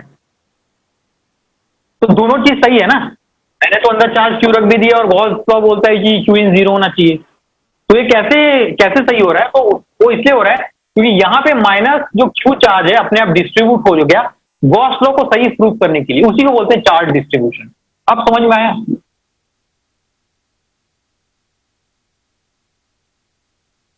नहीं, माइनस कुछ नहीं रखा गया है बेटा, देखो बेटा दो ही चीज हुई थी, एक चार्ज प्लस क्यू पहले था, और एक चुपचाप एक क्यू को रख दिया गया, तो हुआ क्या, क्योंकि ये कंडक्टर अपने आप ही डिस्ट्रीब्यूट हो गया, अपने आप डिस्ट्रीब्यूट हो गया गॉस लॉ को प्रूफ करने के लिए। आप समझ में, गॉस लॉ को प्रूफ करने के लिए, देखो देखो ये गॉस लॉ बोलता है अंदर में कोई चार्ज नहीं हो सकता, लेकिन हमने तो असलियत में रखा है ना यहाँ पे क्यू, तो दोनों चीज तो उल्टी है, लेकिन मैंने तो असलियत में रख दिया है, और गॉस लॉ बोलता है कि नहीं चार्ज नहीं होना चाहिए, गॉस लॉ कभी गलत नहीं होता, तो बेटा ये अपने आप माइनस क्यू यहाँ पे यूनिफॉर्मली डिस्ट्रीब्यूट हो जाएगा, तब ये गॉस लॉ वैलिड होगा। ऐसा चार्ज अपने आप आ जाता है ऐसे उसमें, समझ में आया, इनसाइड सरफेस पे, हाँ इनसाइड सरफेस पे, ठीक है, समझ में आया कंसेप्ट, अच्छा कंसेप्ट है बहुत ही। अब बेटा क्या होगा, यदि मैं इस सरफेस, इसके बाहर में यदि मैं गॉसियन सरफेस लूं, बाहर में, तो बाहर वाला गॉसियन गॉस लॉ, बाहर वाला गॉसियन सरफेस है, वो बोलता है अंदर में चार्ज ये होना चाहिए, क्यू प्लस क्यू होना चाहिए, समझ में आया। तो ये जो पूरा चार्ज है बेटा बाहर चले जाएगा, ये जो क्यू है बाहर चल जाएगा सरफेस पे, तो ऐसा सिस्टम बन जाएगा, अंदर में पॉइंट चार्ज सेंटर पे क्यू, उसके इनर सरफेस पे माइनस क्यू, और बाहर सरफेस पे क्यू प्लस क्यू, ऐसा चार्ज डिस्ट्रीब्यूट हो जाएगा, समझ में आया। या फिर इसको दूसरे तरीके से बोल दो कि any charge given to a conductor will comes to its surface. देखो बेटा यहाँ पे इनसाइड में मैंने चार्ज दिया, पूरा चार्ज बाहर आ गया, और अंदर में माइनस क्यू प्रूफ हो गया। अब समझ में आया, समझ में आया कि नहीं आया बेटा? चलो ठीक, इसको बेटा लिख लो, कॉन्सेप्ट समझ में आना चाहिए बेटा। देखो गॉस लॉ कितनी बड़ी चीज है, मतलब वो पूरा ऐसा असलियत में चार्ज डिस्ट्रीब्यूट हो जाते हैं, क्योंकि बेटा लॉ गलत नहीं हो सकता, लॉ गलत नहीं हो सकता, और ये भी चीज सही होनी चाहिए, ठीक है। अच्छा, इसको लिख लियो ना, लिख लियो कि नहीं? चलो ठीक है, इसको लिख लियो। एक और जैसे इसमें क्वेश्चन करते हैं, मान लो बेटा, मान लो ये एक शेल है, ठीक है। यहाँ पे सेंटर पे बेटा मैंने -q रख दिया और ये बाहर में +2q है। तो इनसाइड और आउटसाइड में क्या क्या चार्ज डिस्ट्रीब्यूट होगा बताओ।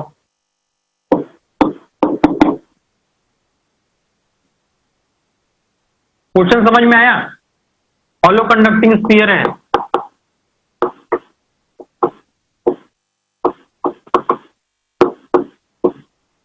सेंटर पे -q रखा और बाहर में q रखा। अब यहाँ पे यदि मैं फिर से गॉसियन सरफेस दूंगा तो ये बोलेगा कि अंदर में कोई चार्ज नहीं होता, मतलब यहाँ पे क्या जाना चाहिए +2q, और ये पूरा चार्ज बाहर चले जाए तो बाहर क्या हो जाना चाहिए 0। समझ में आया? अरे बेटा यहाँ पे गॉसियन सरफेस लोग वो बोलेगा अंदर में चार्ज ही नहीं है, और यहाँ -2q है, तो -2q को नलीफाई करने के लिए यहाँ +2q आना पड़ेगा अंदर, है ना। अब मैं यदि इसको मिटा दूं और यहाँ पे गॉसियन सरफेस ले लूं तो ये बोलता है भाई अंदर में चार्ज तो 0 होना चाहिए, अंदर में चार्ज 0 होना चाहिए। यहाँ पे 2q कैसे बता रहा है? तो यहाँ पे ये वाला चार्ज बाहर आ जाएगा, तो चार्ज डिस्ट्रीब्यूशन कैसे हो गया? फाइनल चार्ज हाँ ऐड हो जाता है, बिल्कुल सही। यहाँ पे 0 हो जाएगा, यहाँ पे +2q हो जाएगा और इनसाइड में -2q। ऐसे कितने भी क्वेश्चन दूं आप कर लोगे? लगता तो है क्या? कुछ नहीं बेटा, आप कर लोगे और क्या। अच्छा इसको लिख लो, लिख लो। चलो एक और क्वेश्चन कराता हूँ ऐसे, चलो। खेल है बेटा, कुछ नहीं है, इससे कठिन कठिन गेम खेल चुके हो तुम लोग। यहाँ पे ले लो -3q, और बेटा यहाँ पे भी ले लो -3q। अब बताओ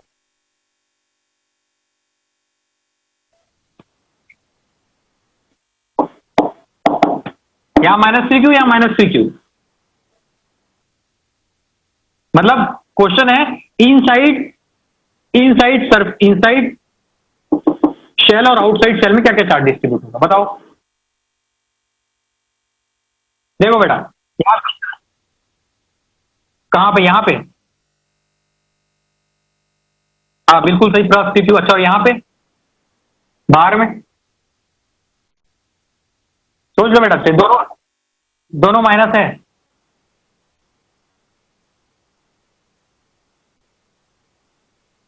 ठीक है, एक मिनट रुको। पहली बात, ये वाला तो सब लोग सही बोल रहे हो कि ये वाला नलीफाई हो रहा है, लेकिन बेटा जो अंदर वाला चार्ज जो रहता है वही तो पूरा बाहर आता है ना, तो बाहर -6q होगा। समझ में आया? समझ में आया कि नहीं? बेटा सम करने में गलत मत करो। समझ में आया कि नहीं आया? अच्छा यहां पे मैं गॉसियन सरफेस बनाऊं मैं बाहर में, तो गॉसियन सरफेस क्या बोलते हैं, अंदर में कितना चार्ज है? बोलो बोलो बेटा, जिसने बोला था, हिमांशु ने बोला था क्या कि चिरायु ने बोला था? हाँ यहाँ ये ऐसा गॉसियन सरफेस बनाओ तो इसमें कितना चार्ज दिख रहा है टोटल मिला के? दो चार्ज है, दोनों का सम कितना है? -6q। हाँ तो बेटा जब जब डिस्ट्रीब्यूशन होगा तो बाहर -6q आ जाएगा। समझ में आया? अच्छा अब यहां पे मैं गॉसियन सरफेस बनाऊं तो अंदर में कितना आना चाहिए? इसको नलीफाई करना चाहिए, क्योंकि यहां इलेक्ट्रिक फील्ड 0 है ना बेटा, बाहर में इलेक्ट्रिक फील्ड 0 कहां है? समझ में आ रहा है कि नहीं बात? हो भी सकती है, नहीं भी हो सकती है। अरे समझ में आया कि नहीं है? कि फिर से बेटा यहां पे करने के लिए यहाँ +3q होगा। अच्छा रुको और 2-3 क्वेश्चन कराता हूं।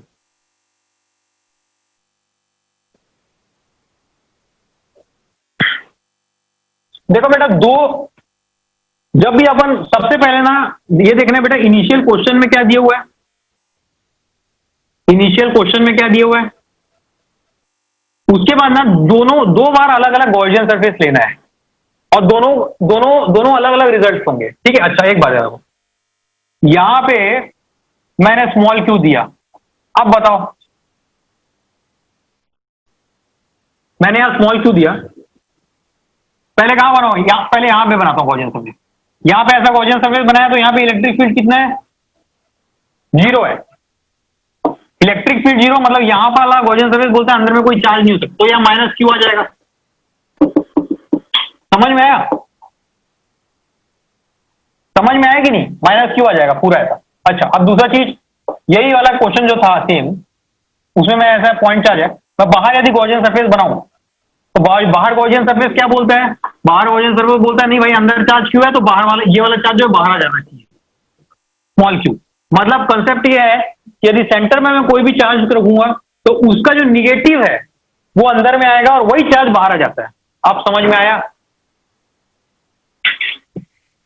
आप समझ में आया क्या बोला मैंने? यदि मैं सेंटर पे कोई भी चार्ज रख दूं तो उसका जो निगेटिव वाला पार्ट है वो अंदर आ जाएगा, क्योंकि गॉस का प्रूफ करना है, और वही चार्ज जो है बाहर आ जाएगा। और बाहर में यदि कोई चार्ज मान लो पहले से इनिशियली रखा हुआ है 3q, तो ये यदि बाहर आके सम हो जाता है सिंपल, तो 3q प्लस q 4q। आप समझ में आया? अरे बोलो, सिंपल कंसेप्ट है। यदि मैं अंदर में कोई भी चार्ज रख दूं तो उसका जस्ट निगेटिव वाला चीज जो है अंदर आएगा और वही चार्ज जो है बाहर ऐड करके आ जाएगा, तो बाहर में कोई भी चार्ज है उसमें ऐड हो जाएगा, सिंपल। ठीक है, तो मान लो यदि मैं ऐसा करता हूं, ये ले लेता हूं, ये ऐसा ले लेता हूं, यहां पे मान लो 5q है, यहां पे q है। अब बताओ अंदर क्या आना चाहिए, अंदर क्या आना चाहिए और बाहर क्या आना चाहिए? बिल्कुल, और बाहर हाँ 6q, सिंपल ऐड कर दिया ना, समझ में आ रहा है? अच्छा चलो इसको और लेते हैं, यहां ले लिया -q, अब बोलो फटाफट बता। और बाहर हाँ बिल्कुल सही, हाँ बिल्कुल टेंशन लेना ही नहीं है। अच्छा अब ऐसा करते हैं, ये -5q, अब बोलो अंदर और बाहर -6q, बेटा दोनों माइनस है ना, ऐड करना है, सिंपल। समझ में आया ना बेटा क्या हो रहा है? समझ में आया कि नहीं आया? चलो ठीक है, हो ना? अच्छा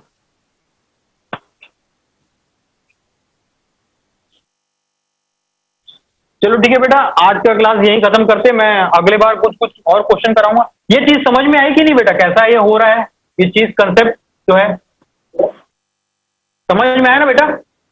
अच्छा ओ हाँ बेटा, ये बहुत ये कठिन लगता है बेटा, अंदर तो असलियत में है, तो उसी का जस्ट अपोजिट साइन यहाँ पे आ जाता है, और यहाँ लेता हूँ तो बोलता है नहीं नहीं अंदर तो -6q चार्ज है, ऐसे कैसे, तो यही चार्ज जो है बाहर आ जाता है। और यही कंडक्टर की प्रॉपर्टी भी होती है कि any charge given to a conductor will comes to it surface.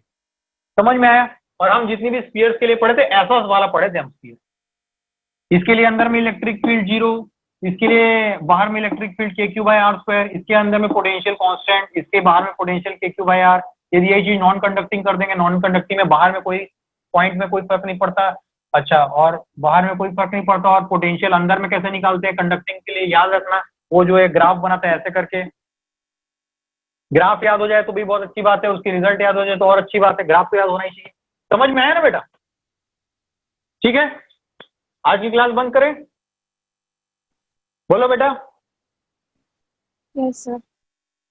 कोई डाउट है तो पूछ सकते हो, कोई भी डाउट है तो पूछो, गॉस लॉ से रिलेटेड कोई भी डाउट है तो पूछो, पूछो पूछो बेटा।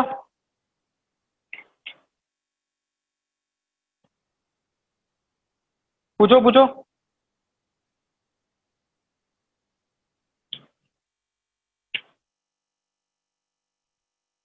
अच्छा बेटा, एक एक क्वेश्चन और करा देता हूँ, चले गए तुम लोग? चले नहीं गए ना?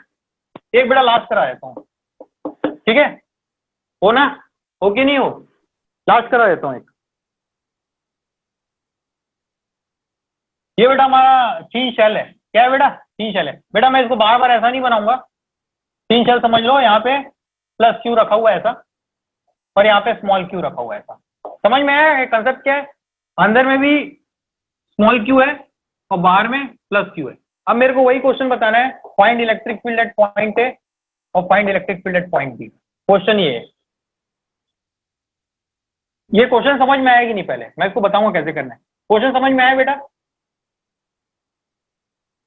पहले अपन अपन अपन अभी तक ये क्वेश्चन किए थे ऐसे वाला, तो इसमें बेटा हमको सब रिजल्ट्स पता है कि इलेक्ट्रिक फील्ड अंदर 0, बाहर KQ/r², पोटेंशियल अंदर KQ/r, बाहर KQ/r। अब इसमें चार्ज रख दिया और ये ऐसा क्वेश्चन है। अब सबसे पहले मैं क्या करूंगा, चार्ज डिस्ट्रीब्यूशन करूंगा बेटा। तो चार्ज डिस्ट्रीब्यूशन करूंगा बेटा, तो यहाँ पे -q आ जाएगा, अंदर साइड में, और ये पूरा चार्ज बाहर चल जाएगा +q।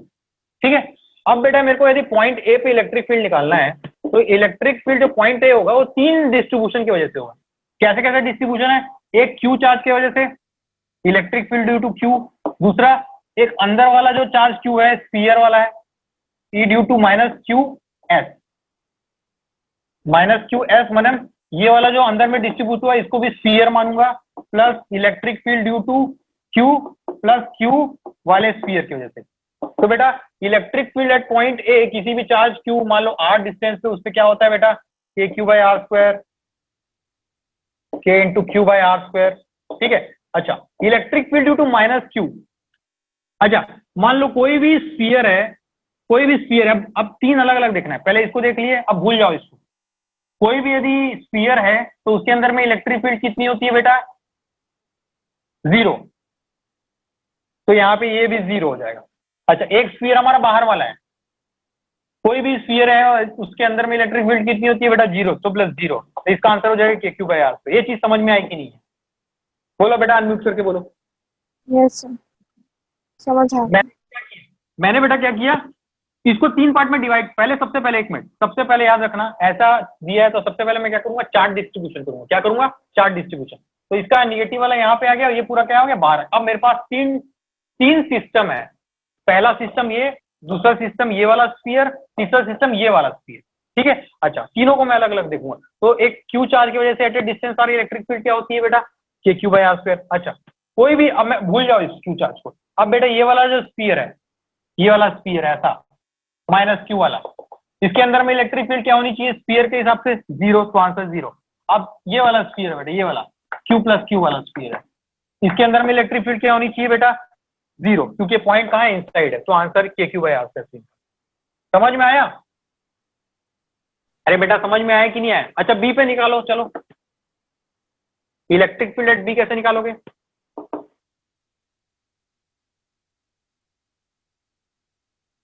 बेटा आवाज नहीं आ रही तुम लोग की? बी बेटा आउटसाइड पॉइंट है ना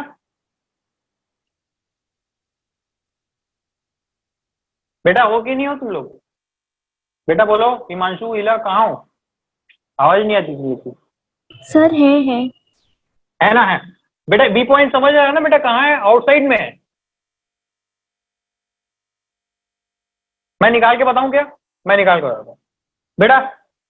इलेक्ट्रिक फील्ड एट पॉइंट भी होगा, तो बेटा इसको मैं, अच्छा ये लिख लियो कि नहीं लिख लियो, पहले बताओ। ए की वजह से लिख लियो कि नहीं लिख लियो? अरे बोलो बेटा, लिखे हो कि नहीं लिखे हो? बेटा बोलो। Yes sir.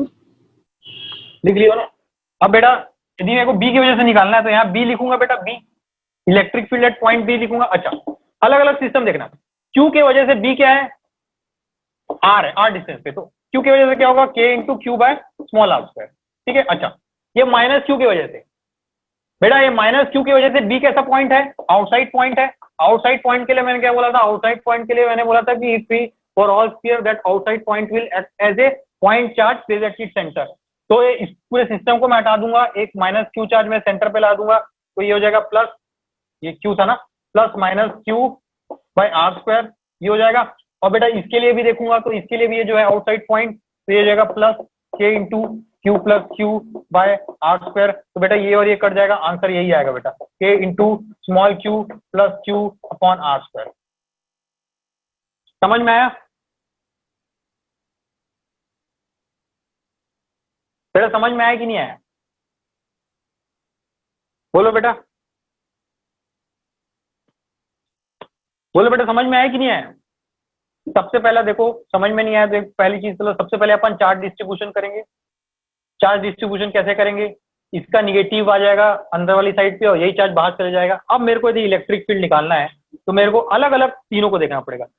पहले मान लो यदि मेरे को बी पे निकालना है तो पहले क्यू की वजह से देखूंगा बी कैसा दिख रहा है, तो kq/r²। अच्छा अब भूल जाओ, क्यू को भी भूल जाओ और q+q वाले स्फीयर को भी भूल जाओ। अब -q वाला स्फीयर है, तो -q वाले स्फीयर के लिए कैसा पॉइंट है, बी आउटसाइड पॉइंट है। तो आउटसाइड पॉइंट के लिए कैसे मानते हैं स्फीयर को, पॉइंट चार्ज रख देते हैं वहीं पे सेंटर पे। तो यहाँ पे फिर से एक सेंटर पे -q पॉइंट चार्ज रख दो, तो -q/r²। अच्छा ये -q वाले स्फीयर, अब इसको भूल जाओ, ये दोनों को भूल जाओ, दोनों चीज को भूल जाओ। अब सिर्फ इसको देखो, इसको भूल जाओ, इसको देखो, इधर भी ऐसा दोनों भूल जाओ। तो Q प्लस क्यू वाला स्फीयर है, तो Q प्लस क्यू वाले स्फीयर के लिए B कैसा पॉइंट है बेटा? आउटसाइड पॉइंट है। तो आउटसाइड पॉइंट के लिए इलेक्ट्रिक फील्ड क्या होती है? के Q by small are square, ये आर स्क्वायर बेटा। तो ये दोनों कट गया तो आंसर आ गया। अब समझ में आया